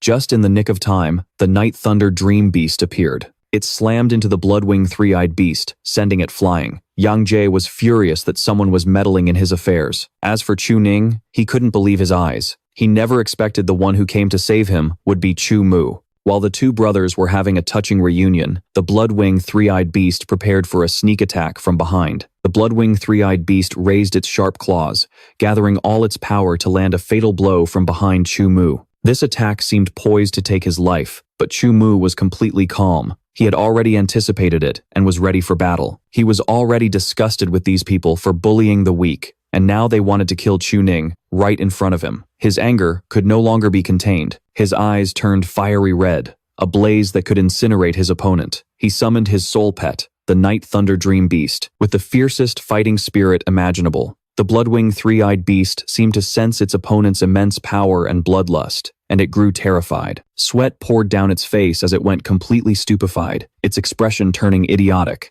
The aura was overwhelming. The Night Thunder Dream Beast gathered momentum, leaped, and rammed its horn straight into its opponent, sending blood splattering everywhere. A cold and decisive blow. The Night Thunder Dream Beast's eyes blazed, its expression ice cold, ending the fight. Game over. Just moments ago, it was the cruel and arrogant blood-winged three-eyed beast that wanted to devour Chu Ning's bright-horned beast. Now, it was lying there in a rather pathetic heap. The game was not fun. Li Nan wasn't laughing anymore. He was sweating bullets. His face crumpled like a piece of paper. He immediately recalled his soul pet. His face was deathly pale. Chu Ning couldn't believe his fourth brother's soul pet wasn't actually dead and had returned. Chu Mu helped his third brother up. This scene of the brothers reuniting was truly a handsome sight. Chu Ning was happier to see his fourth brother again than he was to have escaped death. Overcome with emotion, tears streamed down his face. But somehow, he still looked handsome. Seeing his brother cry, Chu Mu just gave a goofy smile. The story of how he was still alive was too long to tell in just a few words. But unexpectedly, it didn't end there. Chu Ning lunged forward and hugged him. This caused Chu Mu to freeze on the spot, a bit flustered, and unsure what to do with his overly emotional older brother. My Fujoshi brain is going into overdrive right now, trying to figure out who's the top and who's the bottom. But just to be clear, you guys, these two are straight. Meanwhile, Yang Jie and Li Nan had been patiently waiting for the brotherly reunion to finish before rudely interrupting. Looking like total thugs, they demanded to send both Chu Ning and Chu Mu 6 feet under. Just as he finished speaking, reinforcements arrived from the sky. Ding Yu and Qin Meng-er arrived. Those two villains, Yang Jie and Li Nan, had no sense of shame to begin with. So the moment they saw a beautiful girl, they started drooling with delight. As for the subordinates following them, as they say, like master, like pet. Yang Ji summoned his 2 level 6 soul pets. He even spouted the classic bandit slogan, "Keep the women, kill all the men." Chu Ning, fearing that the Night Thunder Dream Beast was no match for 2 level 6 soul pets, worriedly yelled for his younger brother to run. But Chu Mo decisively pulled his third brother back, knowing he was injured and in no condition to take on Yang Ji's gang. Chu Mo's back looked incredibly heroic, as if it were glowing. People would call this the main character's aura. After entrusting Chu Ning to Ding Yu for protection, Chu Mo could finally focus on the battle. And would you look at that? Miss Qin was fired up for a win too. She wasn't some useless damsel in distress, thank goodness. She told Chu Mo to focus on that Yang Ji guy. She would handle the rest of his minions. She looks cute, but she's a total badass in a fight. Assessing the power levels, Chu Mo summoned Ning. The two sides charged at each other, signaling the start of a fiery battle. Ning channeled its power, using Skyfrost Dance to lock the Blood Fairy Beast's legs, and the West-armored Ghost Scorpion. Seizing the opening, Xiaoye unleashed its signature purple light, firing a blast at the Blood Fairy Beast. The Blood Fairy Beast roared in pain as it was hit. Under Yang Ji's command, the West-armored Ghost Scorpion shattered the ice on its legs and rushed to aid the Blood Fairy Beast. Not giving the enemy a chance to counter, Ning used Skyfrost Dance to erect an ice wall, blocking the opponent. While the West-armored Ghost Scorpion was stunned, Ning instantly deployed a triangular ice barrier. In a flash, the aggressive Scorpion was trapped with no way out. The Blood Fairy Beast, on the other hand, collapsed to the ground. Those two soul pets could do nothing but sit there and cry. Seeing his disadvantage, Yang Ji quickly recalled the Blood Fairy Beast to avoid losing everything. But that was just round 1. Next, he was bringing out his big gun. The warrior he considered his strongest, the 4-winged serpent demon. The mere appearance of this giant snake was enough to overwhelm all the other soul pets. Having just been summoned, the 4-winged serpent demon's battle energy was at full capacity. It flared its hood, glared, and flicked its long tongue at its opponent. The atmosphere grew dark and gloomy with its arrival, the air filling with a hazy mist. Chu Ning seemed to know Yang Jie well, because upon seeing the 4-winged serpent demon, he grew extremely anxious and told Ding Yu to go help Chu Mo. This soul pet was Yang Jie's trump card, an assassin he had been raising for a long time, making it incredibly difficult to deal with. But it seemed Chu Ning's fear was a bit unnecessary. Chu Mo was no longer the weak, easily bullied person he used to be. The little brother of the past was long gone. Standing before his third brother now was a Chu Mo who was undefeated in every battle. Still, this was just the love and concern of an older brother for his younger sibling. Continuing with round 2, Chu Mo placed all his faith in his 2 soul pets, Ning and the Night Thunder Dream Beast, and charged forward without an ounce of fear. Xiaoye fired 3 beams of purple light, its eyes like 2 balls of fire, aimed straight at the West-armored Ghost Scorpion. An electric field surrounded the enemy, creating a massive explosion. The West-armored Ghost Scorpion's entire body was electrocuted, the stunning blow paralyzing it completely. On the other side, Ning twisted its body, creating an ice vortex. The faster and harder it channeled its power and spun, the larger the vortex grew, until it was big enough to swallow its prey. The sound of the vortex's ice scraping against the ground created a piercing clang as it rapidly moved towards the four-winged serpent demon. Yang Ji was just as confident, or rather, arrogant. He looked down on the moves that Ning unleashed, considering them too weak to stand against his assassin soul pet. Chu Mu gave a contemptuous smirk at Yang Jie's stupid and conceited attitude. It was foolish to rely solely on size and charge in recklessly like that. Indeed, using finesse to overcome brute force, combined with the right strategy, was far more efficient than dealing with some big, empty-headed oaf. After surrounding the opponent with the ice vortex, Ning launched hundreds of thousands of ice shards as sharp as iron arrows straight at the four-winged serpent demon. Although it was trapped in the ice vortex, the four-winged serpent demon remained very calm. It thought this was just a restraining move that it could break free from in a moment, but before it could even shatter the ice, thousands of sword-like ice arrows pierced its body relentlessly, causing the four-winged serpent demon to writhe in agony. Its pained roar seemed to tear space apart, but to its opponent, it was nothing more than the sound of applause for scoring a goal. Ning continued to fire the ice arrows without stopping.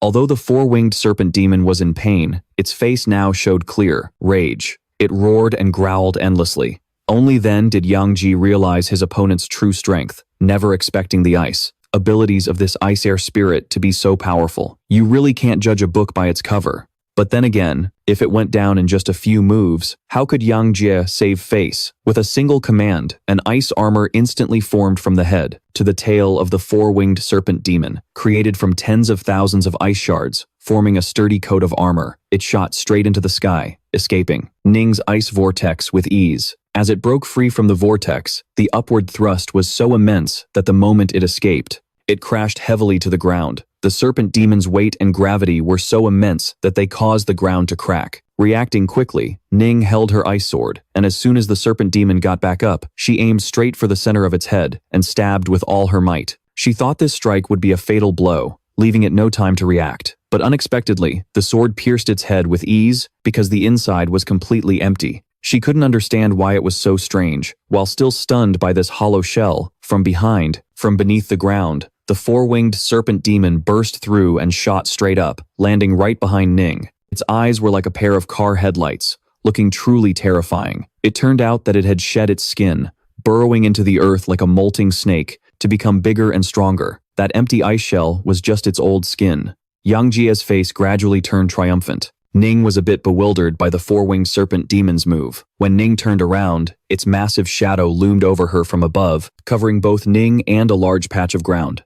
It opened its mouth, revealing razor-sharp fangs, eager to devour its prey with greed and anger. The prey was almost in its mouth, with the tiny Ning completely swallowed by the four-winged serpent demon's enormous shadow. But being small often means being very agile. Anyone who watches soccer would understand. So, Ning gathered her strength and shot up into the air. The serpent demon lost its momentum, stumbling. Yang Jie couldn't help but be surprised by Ning's speed and reflexes. Only one person understood Ning completely, Chu Mu. Although she was an ice air fairy, having undergone 6th level ice-type soul crystal training, wanting to break her defense. You're still too green and naive for that, little Yang Jie. Yang Jie flew into a rage, grinding his teeth. He refused to admit defeat and roared that he had to take down Chu Mu's soul pet, no matter what. In an instant, a thick, dark purple smoke began to rise from around the four-winged serpent demon. The smoke quickly coalesced, forming an illusion 10 times larger than the four-winged serpent demon's actual body. It seemed the size of this smoke illusion could be changed at will under Yang Ji's control.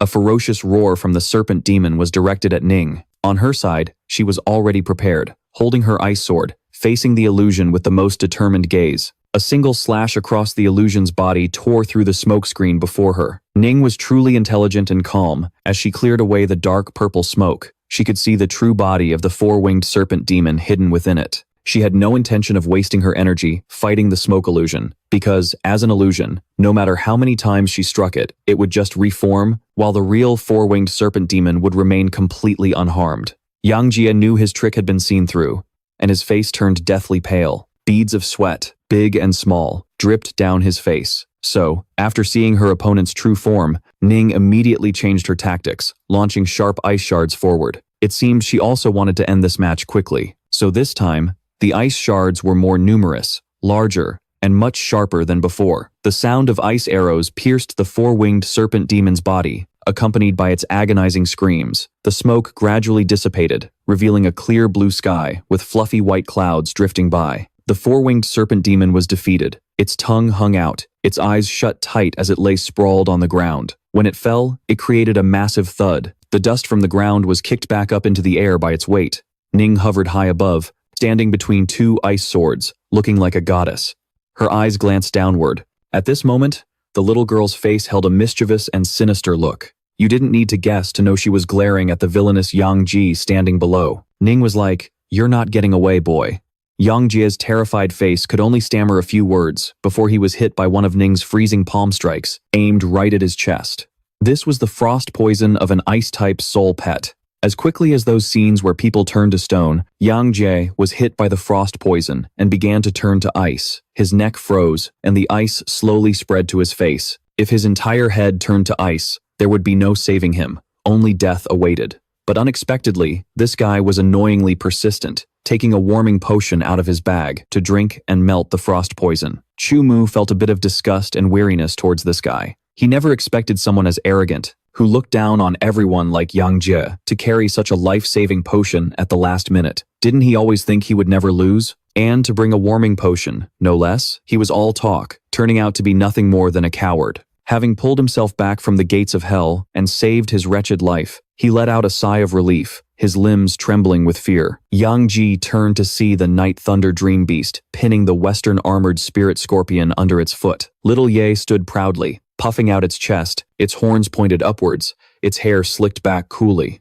Realizing he couldn't win, and that staying any longer would mean not making it back alive, Yang Ji quickly fled to report back to the Yang family, to bring back 500 of his brothers to deal with Chu Mu. As he turned to run, he didn't forget to curse Chu Mu a few more times. He quickly clung onto the body of a giant eagle to escape. Chu Mu was determined not to let Yang Jie get away, summoning Mo Xie to pursue him. This time, Mo Xie appeared in the form of an evil flame six-tailed demon fox with razor-sharp claws and a battle-ready expression. It lowered its body for Chu Mu to get on its back, then shot off in pursuit, killing Yang Ji. Meanwhile, Qin Meng'er stood atop a pile of corpses belonging to the grunts Yang Ji had brought along to rob the Chu clan's goods. Her eyes were fixed on Chu Mu, who was in hot pursuit of Yang Jie. How adorable is this scene? At first, I thought this girl was just some delicate princess. And well, she is. But she's the kind of delicate that'll send you drifting down to the underworld if you mess with her. That's why you can't judge a person by their appearance. A hopeful smile finally appeared on Qin Meng'er's lovely face. Now that she saw Chu Mu could easily take care of Yang Jie's assassin, the four-winged serpent demon, it meant there was hope for the Chu clan. Perhaps Chu Mu would be the one to pull the Chu clan back from the brink of decline. Chu Ning was a member of the Chu clan and seemed to have been oppressed by the Yang clan in this area for a long time, so he knew very well that Yang Jie was treacherous and extremely familiar with the terrain here. He told Ding Yu and Qin Meng'er to follow and check on Chu Mu's situation. When these two beauties heard there was a chase and a fight, they got super excited, immediately smiling ear to ear and nodding in agreement. Chu Mu and Mo Xie closed in on Yang Jie at the speed of light, like traffic cops chasing down a couple of criminals. Mo Xie shot fireballs ahead to block Yang Jie's path, causing his eagle to wobble uncontrollably in midair. The fireballs let out deafening explosions, panicking and disorienting their opponent. Once he had the right distance and angle, Chu Mu dove from above, aiming straight for Yang Ji. The evil-flamed, six-tailed demon fox raised its claws and swiped, setting Yang Ji on fire. Flames scattered and fell below. Taking down a persistent pest like Yang Jie made Chu Mu very happy. He even patted little Mo Xie's head, praising it for a job well done and promising it a reward tonight as encouragement. But as the master and pet were sharing a happy laugh, Mo Xie's eyes widened in shock. "Oh, Mo Xie, how could you run without looking where you're going?" It was so busy laughing that it crashed into a cliff and broke its leg. Below them was a large, dense forest. The man and his soul pet, having lost their balance, hugged each other tightly, their panicked faces looking absolutely hilarious. Now all you could hear was their screams, but you couldn't see them anymore, because they were in a free fall into the forest below. The two of them landed with a thud on a large rock in the forest. The four of them, including Chu Ning, Ding Yu, Qin Meng'er, and Old Teng, chased them to the edge of the cliff, only to lose the trail. They peered down into the forest, searching for Chu Mu, but it was so vast and deep, you couldn't see the bottom. How could they possibly see anything from up there? Being a local, Chu Ning knew that Chu Mu had fallen into Fallen Emperor Cliff. It was the first time Ding Yu had heard of this forest, so she asked for more details. Below, Fallen Emperor Cliff was a notoriously dangerous place. Here, called Duan Lin, it's like a maze with no escape, and what's more, it's filled with massive and powerful soul pets. It's incredibly dangerous. Even locals who are familiar with this place would struggle to get out alive if they fell in, let alone Chu Mu, who knew nothing about it. Death was truly closing in on him from all sides. But among the four of them, there was one person who had always helped the Chu clan with all her heart, and that was young Miss Qin. Of course, she was also a local, so she confidently puffed out her chest, guaranteeing that she could find Chu Mu no matter what. Besides, her swallow had a way to fly down into Fallen Emperor Cliff. She told everyone not to worry and to just trust her. She leaped into the air to summon her swallow, causing sparks to fly all around her, making the viewers' eyes burn with heat. And by heat, I mean from the fire, you guys. Don't get the wrong idea. After Qin Menger had flown some distance, old Teng, extremely worried for his young miss, shouted a warning for her to be careful, because her swallow might startle the various monsters in the forest. Looking down at the forest from above, Qin Menger saw a plume of smoke rising, guessed that it was a trail left by the evil-flamed six-tailed demon fox when it fell with young Master Chu Mu. Even now, young Miss Qin was still politely calling Chu Mu young master, yet she bravely dove into danger to save him, truly a heroine among women. See? Any dude who's handsome already has an advantage. Young Miss Qin. Are looks really that important? This was just the beginning, and things were already looking tough. The sound of flapping wings filled the air. It turned out that these perdigly monster birds had spotted young Miss Qin's beautiful swallow. Dozens of demonic, red-eyed black eagles dove towards Qin Menger, causing her swallow to wobble and lose its balance, which made young Miss Qin fall from its back and plummet into the dying forest, meeting the same fate as Chu Mu. Ding Yu, Chu Ning, and Old Teng stood on the cliff and witnessed the whole thing, watching in absolute terror as Qin Menger fell. Old Teng cried out his young miss's name in despair. Chu Ning, however, calmed himself down. On one hand, he was extremely worried for his fourth brother and young Miss Qin, but on the other, he had to come up with a plan. Standing here, worrying wasn't going to solve anything, so he proposed a solution. First, they would all return to Luo, Gang City. Then, he would dispatch the family servants to enter Fallen Emperor Cliff and search for the two of them. Ding Yu was so worried she was about to cry. She faced the smoke rising from the forest and screamed for her young master and young Miss Qin to hang on until they returned with help. Perhaps she was shouting to reassure herself, because she was the one who, more than anyone, didn't want her young master to suffer even the slightest injury. Plummeting through the air, just as she was about to hit the ground, Qin Menger saw a herd of thorn rhinos stampeding right toward her landing spot. Talk about bad luck. These rhinos were enormous, their bodies covered in sharp, hard spikes, especially their horns. A single charge from one of those could probably shatter a boulder, let alone a person. The herd was incredibly ferocious and seemed to have lost all control, charging straight ahead. As Qin Menger fell, a rhino rushed toward her, so powerful that its every step seemed to make the ground tremble. Qin Menger was out of options. She could only surrender to her fate, closing her eyes and preparing for the end. Just as the blade was at her neck, a lightning-fast slash zipped past the rhino's face, causing it to lose its balance. It crashed headfirst into a large rock. It turns out Chu Mu and his evil-flamed six-tailed demon fox had come to her rescue. No matter how fast that rhino was, it was no match for the fox.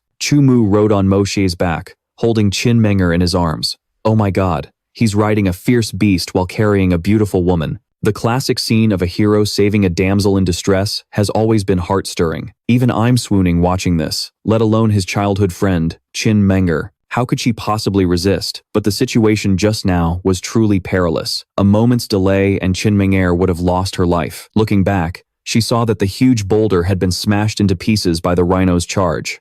And yet, the rhino itself was completely unfazed, not a scratch on it. That alone was enough to show how powerful its charge and horn were. Chu Mu was such a gentleman. He asked if Miss Qin was all right, afraid she might have been injured somewhere. But Qin Menger just clutched tightly onto Chu Mu's shirt. Her face, red as a tomato, could only manage a few shy mumbles. Hold on a minute. Do you remember when she beat Yang Jie's underlings into a pile? Compared to the small, shy girl she was now, it was like they were two different people. Looks like she's been bitten by the love bug. Our little Mo Xie was getting a bit jealous, growling and giving Chinmenger a side eye. Chu Mu noticed and had a little talk with it. If he didn't say anything, it might misunderstand and harm Miss Qin. Chu Mu told it that Chinmenger had braved this danger to save them. She risked her own life to come down here and find them. So he told it to tone down the jealousy. With a flock of monster birds in the sky and a herd of rhinos on the ground, they were relentlessly pursued, like prey found by beasts that had starved for days. They had been fighting Yang Jie and Li Nan's group since morning, and now, in the late afternoon, they still weren't safe. Outnumbered by the enemy, retreating was the best strategy. Chu Mu and Chinmenger hid under a bush. Why are these two so adorable? Chu Mu held up a leaf as big as a wagon wheel to hide them. You call that hiding?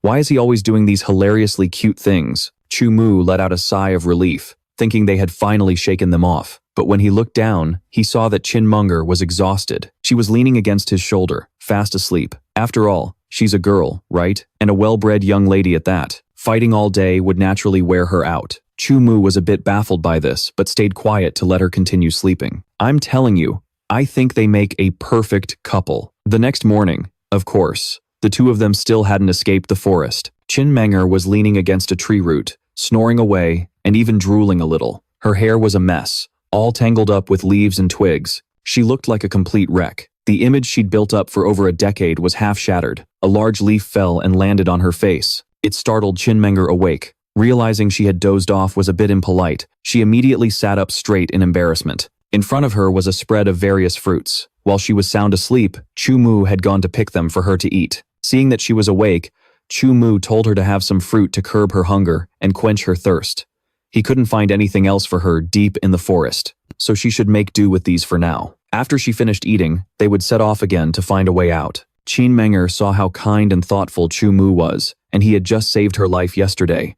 At the thought, her face flushed red with shyness, but the bashfulness lasted only a second before her hunger pangs cut through. After all, she hadn't eaten anything the entire previous day, so she picked up an apple and ate it with gusto, making adorable crunching sounds. Even though she was a young lady, she didn't have a spoiled personality at all. On the contrary, she was very generous and, at times, a bit childish. Most importantly, she was no damsel in distress. Chu Mu observed that there were many high-level soul pets in this forest, all with very strong combat abilities and skills. So, while looking for a way out, they might as well capture a few. Hearing Chu Mu's plan, Chinmenger grew a little worried, because it was very dangerous. If they were unlucky enough to encounter a ferocious soul pet, they wouldn't be able to win. Miss Qin placed one hand on her hip. With the other hand, she held an apple, munching on it while lecturing him like a big sister. Chu Mu glanced at her, and suddenly realized the greatest danger had pink hair. He said that bringing her along was the real danger. He'd have to fight monsters while also protecting her. Wow, this kid really knows how to wound a girl's pride. She was a fourth Remembrance Soul Master, after all. Saying that was like calling her useless and a burden to him.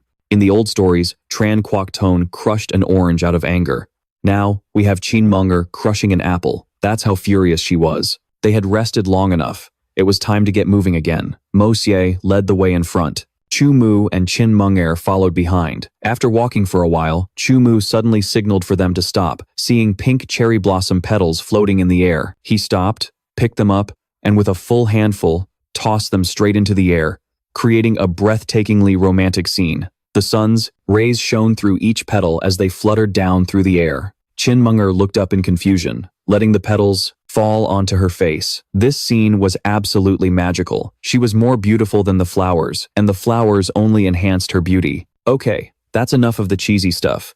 Chu Mu wasn't just wasting time with sappy tricks to woo girls, like I thought. He was observing the direction the petals were flying to determine the wind's direction. A moment ago, along the entire path, the wind was a north wind, blowing from the north. But here, the wind direction suddenly changed, now blowing from the east. This was truly strange. As expected, your survival skills are off the charts, Chu Mu.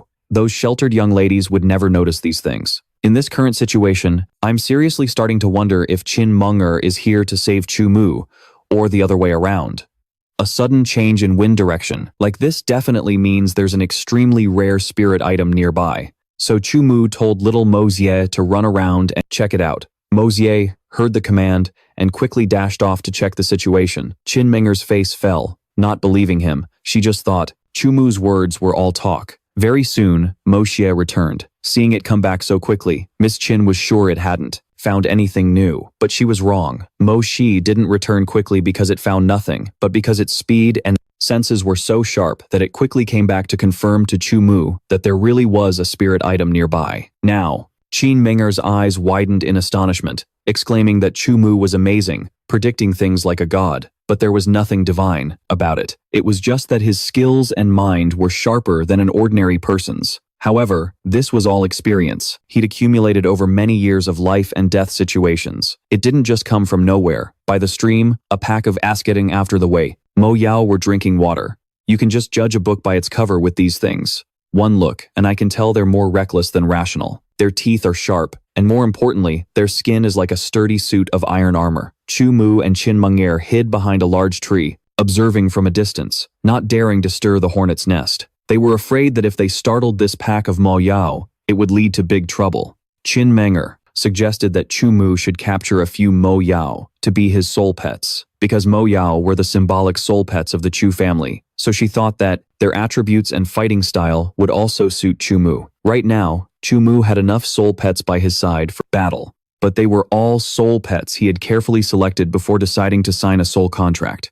It wasn't just strength that made him choose them. He relied on many other criteria as well. His requirements for soul pets were very high, and crucially, they had to coordinate smoothly in battle with the soul pets he currently owned. But Qin Menger saw that there were only these Mo Yao around, so could it be that the spirit item he was looking for wasn't here, but in another direction? From the moment he stepped beside the lake, Chu Mu had been surveying the area and had fixed his gaze on the very center of the water. So he told Qin Menger to take a look, because his judgments were rarely wrong, as they were all based on solid evidence. When she saw the spirit item in the middle of the lake, Qin Menger's jaw dropped, her face lighting up as if she'd struck gold. It turned out to be a heavenly demon orchid. Legend has it that this is an extremely rare medicinal herb that can directly double the growth rate of a soul pet. On the market, buying this herb would cost from 200 to 300,000 yuan, and sometimes you couldn't even buy it with money due to its rarity. The heavenly demon orchid glowed with a sparkling light and emitted a pleasant fragrance from the middle of the lake. Its lower part was a pink lotus that supported a golden orchid branch on top, looking very eye-catching. Qin Menger's face was now like the morning sun, her eyes crinkling into a smile as she praised Chu Mu for being so amazing, urging him to quickly go and pick the heavenly demon orchid. Chu Mu pointed towards on the middle of the lake and told her not to celebrate too soon. There's no such thing as a free lunch, little lady. You have to work for what you want. Right now, the wind wasn't too strong, and nothing was disturbing the lake's surface. So why were the ripples around the heavenly demon orchid growing more and more numerous? There had to be something wrong, because usually, every spirit item is protected by a very powerful soul pet. Just as he finished speaking, a three-headed abyssal water monster emerged from the bottom of the lake, shaking the entire body of water. The water splashed everywhere, and shook Qin Menger to her core as well. This three-headed abyssal water monster's gills were covered in sharp spines. Its throat was like the barrel of a cannon. They hissed as they surrounded the heavenly demon orchid, guarding it at such close range, ensuring it was completely impenetrable. Just getting close to the heavenly demon orchid already seemed like a tough nut to crack, let alone picking it. A stage 6, 4th rank abyssal water monster was no small fry. Anyone who messed with them would likely face more disaster than fortune. Anyone who wanted to pick that heavenly demon orchid must be a real daredevil. Wait a minute, but it seems like times were times the daredevils. Just thinking about it gives me a headache. Seeing this, Qin Menger immediately changed her focus, because her attention had been caught by a Mo Yao sleeping by the lakeshore. She told Chu Mu to give up on that heavenly demon orchid. If it's too hard, we can just skip it. This armored strength Mo Yao was sleeping soundly next to a bush. Qin Menger seemed to really like it, even calling it cute. But when Chu Mu observed it, he noticed that the tail and body of this Mo Yao were not proportional. It's starving. This proves it hasn't been properly fed or raised since birth, which explains its current condition. This creature will have a hard time surviving in the future. After careful observation and consideration, Chu Mu summoned Ning and Mo Xie. Chu Mu judged this pack of ink demons to be of extremely poor quality, so he ordered Mo Xie to drive them away to avoid having them get in his way. As for Ning, her task was to retrieve the heavenly demon orchid. With their missions assigned, the two soul pets immediately took action. The evil-flamed six-tailed demon fox stepped forward, fanning its tails like fiery torches straight towards the ink demon pack, creating a whirlwind of fire that sent the ink demons spinning. They were completely dizzy. Seeing how dangerous it was, the immense vortex threw them into a panic. They tacitly acknowledged their opponent's power. So without wasting any more effort, the pack of ink demons scrambled to escape the scene. In the middle of the lake, Ning flew up to face the three-headed abyssal water monster. Wherever she flew, the lake's surface froze over. She totally looked like an ice queen right there. Qin Menger was also eager to lend a hand, but before she could even summon her soul pet, Chu Mu cut her off, saying it wasn't necessary. Talk about killing a girl's enthusiasm. Ning formed the ice in her hand into a sword, her familiar weapon. With a determined expression, Ning gripped the sword with both hands and slashed at the water, sending small shards of ice scattering across the lake's surface. The abyssal water monster also fought hard to protect the spiritual item, opening its mouth to create sonic waves that shot jets of water from the lake straight at Ning. But as the water jets flew towards her, Ning remained perfectly calm. Looking like a total badass, she crossed her arms, showing no intention of dodging. I couldn't even guess how she was going to counter. Who would have thought that with just a single frown, the rushing streams of water would instantly freeze in front of Ning? Then, she just had to gracefully fly up and use her sword to slash down on the three frozen water jets, shattering them into pieces that fell back onto the lake, creating a cascade of loud thuds. Watching all this from the shore, Qin Menger's face fell. She looked unhappy and a little embarrassed, realizing that her offer to help had been completely redundant. Fundamentally, the ice attribute is strong enough to suppress the water attribute, even if there's a difference in power levels. In other words, even if the three-headed abyssal water monster was stronger than Ning, the ice attribute could still fundamentally suppress the water attribute. While she was focused on the quick battle between Ning and the abyssal water monster in the middle of the lake, a loud noise from behind startled Qin Menger. She spun around to see Mo Xie still fighting a very strange ink demon. The entire pack of ink demons had fled, but this one stubbornly stayed behind to fight Mo Xie this whole time. It really makes you take notice. A successful ink demon always carves its own path. As long as it's breathing, it'll try to get even.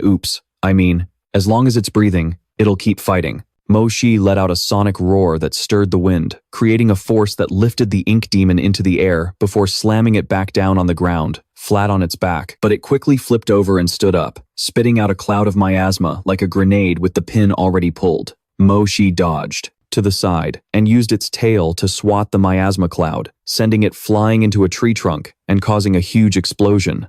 The massive tree burst into flames and toppled over. The ink demon let out a roar and charged towards Mo Xie. It showed no signs of fear or any desire to run away. Furious, Mo Xie raked its claws down from the top of the ink demon's head to its face, creating a huge streak of fire, as if two objects were rubbing against each other with incredible speed and force. The ink demon's face was injured, and blood gushed out nonstop. The damage from Mo Xie's claws was extremely severe. You could tell it had used more than half its power in that one attack, which sent the other ink demon flying into a tree trunk, staining it with fresh streaks of blood. You'd think that, after taking so many consecutive hits, it would be exhausted and know when to back down, especially since Chu Mu's initial goal was just for Mo Xie to chase it off, not to take its life. But unexpectedly, this thing was ridiculously persistent. No matter how much Mo Xie beat it, it wouldn't die or run away, which drove Mo Xie absolutely insane. Qin Menger was amazed, marveling at this ink demon's resilience and stubbornness. It seemed like it would fight Mo Xie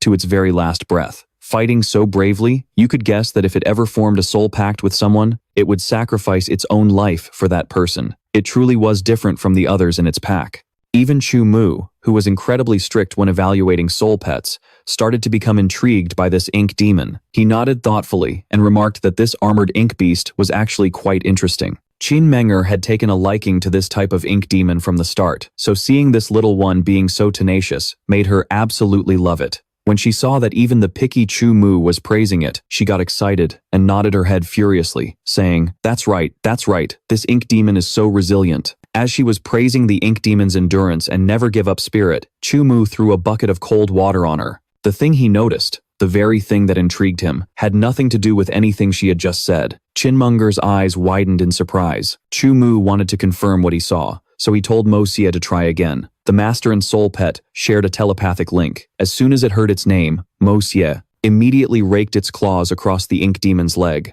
and that's when they saw it. No wonder it kept charging and charging no matter how much Mo Xie hit it. It turns out, it has a self-healing ability. The wound on its leg healed itself with miraculous speed. Although it has been famous for its incredibly high recovery ability for ages, this ink demon's regeneration seemed like it had just used a perfect recovery potion. Reaching a level 6 times that of other soul pets, its wounds healed almost instantly, just like before. Chinmunger's reaction was just like one of those fangirls greeting their idol at the airport. Hearing this, she even screamed, "Good heavens, is it really that amazing? You're being a little over the top, young lady." Chu Mu couldn't help but sigh at this girly princess. He couldn't be bothered with her, so he told Mo Xie to keep the ink demon company for a little longer to see what would happen. He wanted to see if it had any undiscovered traits. Turning back towards the lake, he saw her flying towards him, holding a celestial demon orchid. She looked just like a little fairy from a fairy tale, picking a flower and presenting it right to young Master Chu. Meanwhile, Mo Xie was still relentlessly beating the ink demon up and down, but there was still no reaction. Noticing no unusual signs or any indication that it was planning to launch a new counterattack, Chu Mu came to a conclusion. Other than its self-healing ability, it had no other special traits.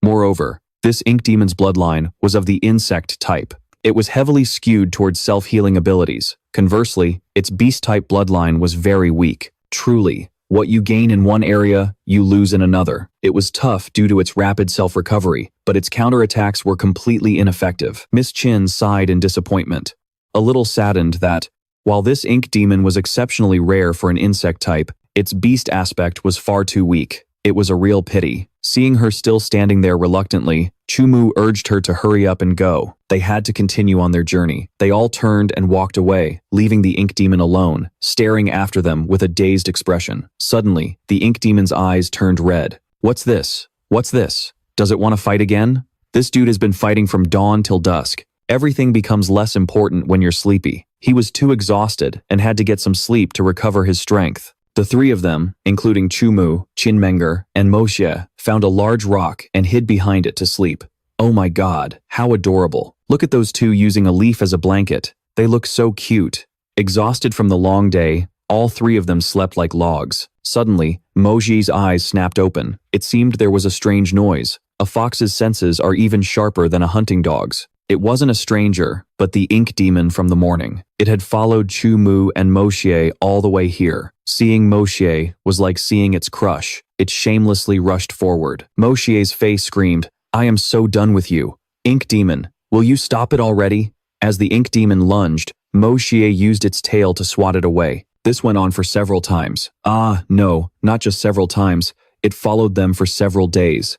It would charge forward only to be knocked away again. It was like it had become thick-skinned or something. Chinmunger couldn't help but feel sorry for it and advised it, "You should give up. You're fundamentally no match for Mo Xie. Even if you reach the 6th stage, it's useless to resist. Stop wasting your energy. A quick breakup hurts less." With a loud thud, the ink demon was kicked away for the nth time, standing there panting heavily. Chu Mu, perhaps with another plan in mind, said, "Just let it follow us. There's no need to chase it away." They arrived outside the Yang family's fortress in Gangluo City.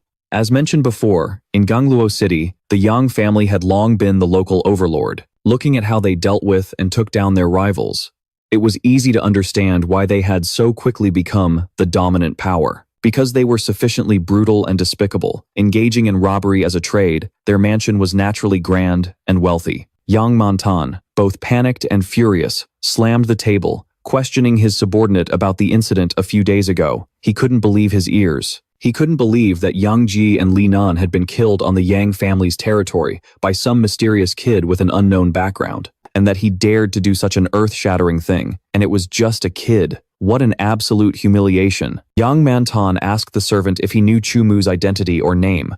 The subordinate didn't even dare to lift his head. Kneeling on the ground, he reported that he had only managed to escape back here by playing dead and did not know the identity of that mysterious young man. Young Mantan's son, standing beside him, whispered in his ear, "In all of Gangluo City, there are only a handful of people who could handle Yang Jie, so it's possible the Great Chu clan is stirring up trouble, interfering in this matter." What a supreme irony. It was clearly the Yang family that played bandit, robbing the Chu family's goods time and time again, and now they had the audacity to act as if the Chu family was the one picking a fight with them. Hearing his son's reminder, Yang Mantan found it very reasonable and ordered his subordinates to keep a close watch on the Chu clan. He wanted them to report back immediately if there were any unusual movements. This Yang Luoban fellow seemed to know quite a lot. He had once heard Yang Luosen mention that recently in Gangluo City, a nightmare young lord called Heng Hai had appeared at the Nightmare Palace. He suspected that the young man Yang Ji had unfortunately offended was this nightmare young lord. Hearing the name Nightmare Young Lord Heng Hai, Yang Mantan also recalled something. Is the young lord you're talking about the king of Prisoner Island? The youngest person ever to become king of the island? The father and son duo's guess was not wrong. It was indeed Chu Mu. Yang Luoban further explained to his father that all the men the Yang family had sent to Prisoner Island were completely wiped out by him, were all killed by Chu Mu. And most importantly, the precious family heirloom that the Yang family was desperately searching for was none other than the blood-eyed fiend. According to Yang Luoban's speculation, it was now in Chu Mu's hands. Hearing this, that old geezer Yang Mantan grew both anxious and filled with hatred for Chu Mu. He wanted Chu Mu to come so they could settle all scores, new and old, in one go. This time, if they couldn't kill Chu Mu, there'd be no way to vent the Yang family's rage. Yang Mantan began plotting how to deal with Chu Mu. He knew that since Chu Mu had killed Yang Ji, he was no ordinary foe, but according to Yang Luoban, they still needed to wait for Yang Luosen to confirm it. They had to see who the real Nightmare Young, master of the Nightmare Palace was, who the king of Prisoner Island was, and whether that person was truly the one who had finished off Yang Jie. Apparently, Yang Luosen would be returning to Gangluo City in a few days, so they would all gather then. Then, everything would be made clear. Yang Mantan also wanted Yang Luozen to return to lend more strength to the Yang family. But his son, Yang Luoban, had a different idea. He had heard of Chu Mu's reputation and felt that he was an extraordinary young man. Therefore, his desire was to recruit this nightmare young master to serve under the Yang family's banner. Yang Luoban thought that if he could do that, defeating the Chu family would be a piece of cake. But oh, Luoban, it's a small world. The talented person you want to recruit also happens to have the surname Chu. Hearing this, Yang Mantan immediately scolded his son. He told him not to just rely on outsiders. He had to cultivate himself and become outstanding, for that was the only way to achieve a lasting victory for the clan. It just goes to show that with age comes cunning. You could tell just by looking at him that he was a suspicious and cantankerous old man. Yang Mantan asked how Yang Luoban's third soul pet was recovering. He was still pinning his hopes on this son's potential, more so than on any outsider. However, who knows what kind of trouble this Yang Luoban fellow has with the Chu family. He just keeps getting tangled up with them. As mentioned before, the Mo Xie is the signature soul pet of the Chu family. But this guy from the Yang family insisted on forming a soul pact with a Mo Xie, which caused problems with his cultivation, forcing him to dissolve the pact. What a mess. This whole affair wasted a lot of Yang Luoban's time, slowing all of his progress. Yang Mantan also found the situation incredibly troublesome and was fed up with his son's snail-paced progress. For Yang Luoban, capturing a Mo Xie was an incredibly rare opportunity, so he wanted to subdue it and have it firmly under his control. But unexpectedly, after he got it, he discovered this Mo Xie was very weak, which left him so disappointed that he wanted to break the soul pact. What a spoiled brat. Seeing his son whine and complain about everything, Yang Mantan comforted and calmed him down. He told him to try and recover quickly, because by then, there would be no shortage of powerful soul pets for him to choose from. Born with a silver spoon in his mouth, his father has already paved the way. All he has to do is pick a soul pet he likes. Meanwhile, in the forest, these three youngsters continued on their way, searching for an exit. But it was clear they wouldn't be getting out anytime soon. Nevertheless, Chu Mu and Mo Xie remained very calm. Meanwhile, Chinmonger looked like a zombie, dragging her exhausted body behind Chu Mu. For a young lady used to having servants wait on her hand and foot, going for days without a bath or a change of clothes was absolute torture for her, so she complained non-stop as she walked. After walking a bit further, Chu Mu saw the tree trunk he had marked to find his way out of the forest. That meant they had just walked back to their starting point. Chu Mu immediately knew it was due to the hallucinatory effect caused by this Mo Xie forest. It was causing them to walk in circles in this part of the woods. Hearing this, Qin Air grew even more frantic. Are we really going to be buried here? She didn't want to die now, not in a backwater place like this. To meet such a tragic end in the prime of her youth was unthinkable. Qinmonger wasn't ready to die so easily. She wondered to herself. She had never done anything evil or harmed anyone before. So why was she suffering this terrible fate? Seeing the tears welling up in her eyes, Chu Mu didn't have the heart to scare her anymore. So he laughed and said that for him, a deep forest with illusions like this was just like his own backyard. He could come and go as he pleased, so there was no need to worry. I don't know if he's telling the truth or just bluffing. Oh well, since he's the main character, I'll give him the benefit of the doubt for now. Qinmenger felt somewhat relieved. But what I mean is, she only felt relieved after planting a fist right in Chu Mu's face. Haha, you can tease anyone, but don't tease a girl. After so many years of fighting and trying not to get hit by his opponents, and now he lets a girl knock him down. Nice one, that's my boy. Knocked flat on his back, Chu Mu got up and hastily dusted himself off. He looked so dorky. While they were messing around, a massive Mo Xie appeared behind them, staring daggers at Chu Mu's group. The claws and armor on this Mo Xie gleamed brightly, a clear sign of just how sharp and sturdy that armor was. Chu Mu, however, felt his luck today wasn't half bad for a high-level Mo Xie to suddenly serve itself up to him. Chu Mu ordered the Wood Demon Warrior to restrain it. Upon receiving the command, the Wood Demon Warrior shot numerous roots up from the ground. It bound the Mo Xie's limbs. Very quickly, the vines intertwined, forming a sphere that looked like a brown ball of yarn. It completely encased the Mo Xie inside. But this Mo Xie didn't just lie down and take it, it used its iron horn. Its horn pierced the shell that the Treant warrior had created, allowing it to escape. Just as it was running as fast as it could to get away, suddenly, another Mo Xie rammed straight into the escaping one from the opposite direction. Since both were running at high speed, the impact was immense, and the large Mo Xie was gored in the stomach, sending blood flying everywhere.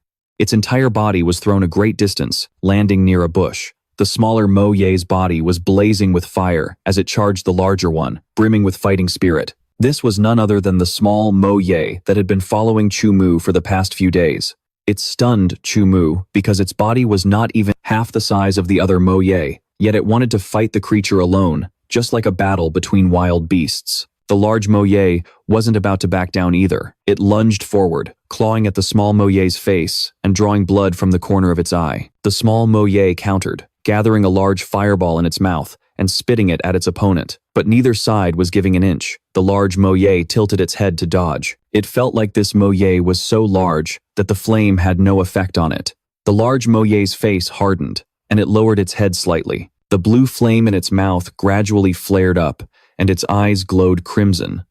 The whole posture was incredibly intimidating. The next attack would show its opponent its true power. It shot a beam of blue lightning fire toward the small Mo Xie, setting a large patch of the forest ablaze. The small Mo Xie fearfully tucked its tail and ran. In the end, it was defeated by the larger Mo Xie's strength and presence. But the large Mo Xie had no intention of letting it go, making Qinmonger anxious and full of pity for it. It blocked the small Mo Xie's path and plunged its claws into the little creature, making it scream in pain. From the beginning, Qinmonger had a soft spot for this little Mo Xie, so seeing it in such agony brought tears to her eyes. She felt that the other Mo Xie was truly ruthless. The large Mo Xie's claws dug deep into the little one's flesh, splattering its face with blood, but the small creature's eyes and expression remained cold and resolute. Standing to the side, Chu Mu witnessed this and became intrigued by the powerful, fighting spirit of the large Mo Xie, wondering what it had been through to become so formidable. In Luogang City, Chu Ning returned to the Chu family's main hall to report the situation. Chu Ning informed the three great elders of the Chu family that Chu Mu was not dead and had now returned to Luogang City. Upon hearing this, Chu Ming was shocked, jumping to his feet to ask if it was really true. If he was, sure, because how could a dead person come back to life, and how could Chu Mu have escaped Prisoner Island? Chu Tianlin also feared Chu Ning was mistaken, so he wanted him to confirm carefully if the young man he mentioned was truly Chu Mu. Of course, Chu Ning hadn't mistaken his own fourth brother. The two had even shared a very emotional reunion, so he reported the truth to the Chu family. Their clan's merchant caravan had been ambushed by the Yang family, but thankfully, Chu Mu arrived in time to rescue them, allowing them to bring the goods back. But while chasing Yang Jie, he unfortunately fell off Fallen Emperor Cliff, Chu Tianjue, with an indifferent attitude, didn't believe a word, Chu Ning said. He rested his chin on his hand, wearing a look of utter contempt. He argued, how could a little brat like Chu Mu possibly defeat an expert like Yang Jie? Stop telling jokes, he said. Besides, how could anyone who falls off Fallen Emperor Cliff possibly survive? Chu Ning was both anxious and angry. Man, why were these people so stubborn? It was the plain truth, but they refused to believe him. Chu Ning suppressed his impatience and explained further that although Chu Mu fell from Fallen Emperor Cliff, he was definitely still alive. Chu Ming cleared his throat and slowly sat back down, tapping his finger as if deep in thought. He was half believing, half doubting, but he still asked Chu Tianjue how many experts the Chu family could dispatch to find Chu Mu. Who would have thought that Chu Tianjue would vehemently object from the very start? Just one look at this guy, and you could tell he wasn't going to do anything good for Chu Mu. He refused, saying that this was a sensitive period for the Chu family, so there weren't many experts available to send. Besides, even if they went looking, what guarantee was there that Chu Mu was still alive? He made it sound like sending people to find Chu Mu, the very person who had just snatched their shipment back from Yang Jie, was a complete waste and a nuisance, a drain on his manpower. Yeah, what a great way to show gratitude. He stated bluntly that if they wasted manpower and effort only to find a corpse, the Yang family would seize the opportunity to harm the Chu family. Chu Tianjue's tone was just as ruthless as his name implied, showing no regard for Chu Mu's life whatsoever. Chu Tianlin couldn't listen to Chu Tianjue anymore. He angrily slammed his hand on his chair and roared that as long as Chu Mu could return, no matter how great the danger, they had to send people to find him. That guy, Chu Tianjue, tried to argue back, saying they had to put the Chu family's safety first, even though Chu Mu was obviously also a Chu. Seeing Chu Tianjue and Chu Tianlin arguing so heatedly, Chu Ming, the one in the middle, tried to mediate, saying they would discuss the matter again. But Chu Ning, who knew the whole story, couldn't wait any longer. Both anxious and indignant, he yelled at Chu Tianjue, "Isn't Chu Mu of the Chu family's bloodline? How can you see him in danger of dying and do nothing to save him?" He clenched his fists, thinking, if you weren't my elder, I would have knocked your teeth out right now. Man, just looking at him makes me mad. I'm about to lose it with this Chu Tianjue guy. And yet, he dared to use a condescending tone, pointing his finger and scolding Chu Ning for being bold enough to speak to him so insolently. This is so sad, my poor brother. This isn't the first time that bastard, Chu Tianjue, has had it in for Chu Mo from the very beginning. He was the one who suggested cutting Chu Mo's bodyguards, which led to Chu Mo getting kidnapped. And now, after all this trouble, we finally find out Chu Mo is still alive. And yet, that man sees him in mortal danger and refuses to help. What kind of grudge do you even have against Chu Mo to be satisfied only by treating that boy like this? Are you really trying to eliminate Chu Mo? Seeing the argument was about to turn into a fight, Chu Ming told both sides to shut up. That's enough. This ends here.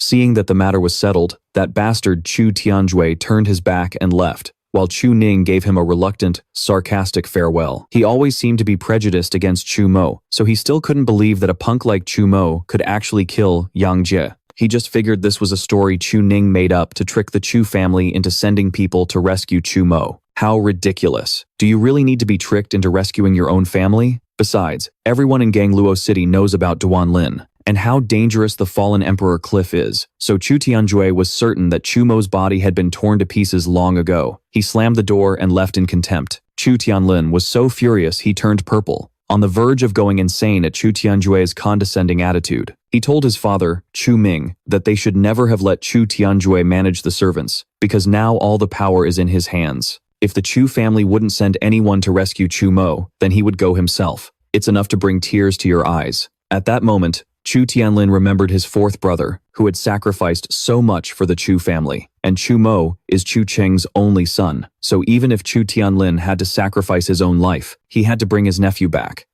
Truly, brothers are like limbs on a body.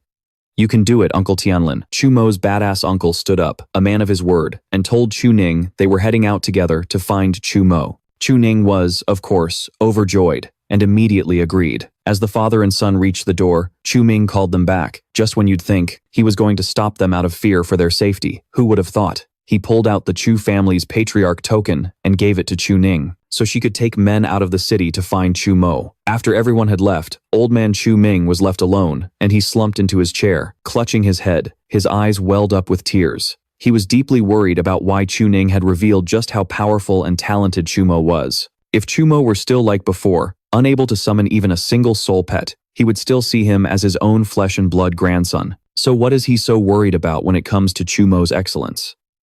And that's the end of my video. The above was a summary of part 2 of the series. Don't forget to leave a like, subscribe, and hit the notification bell to follow more interesting series. But for now, goodbye, bye-bye.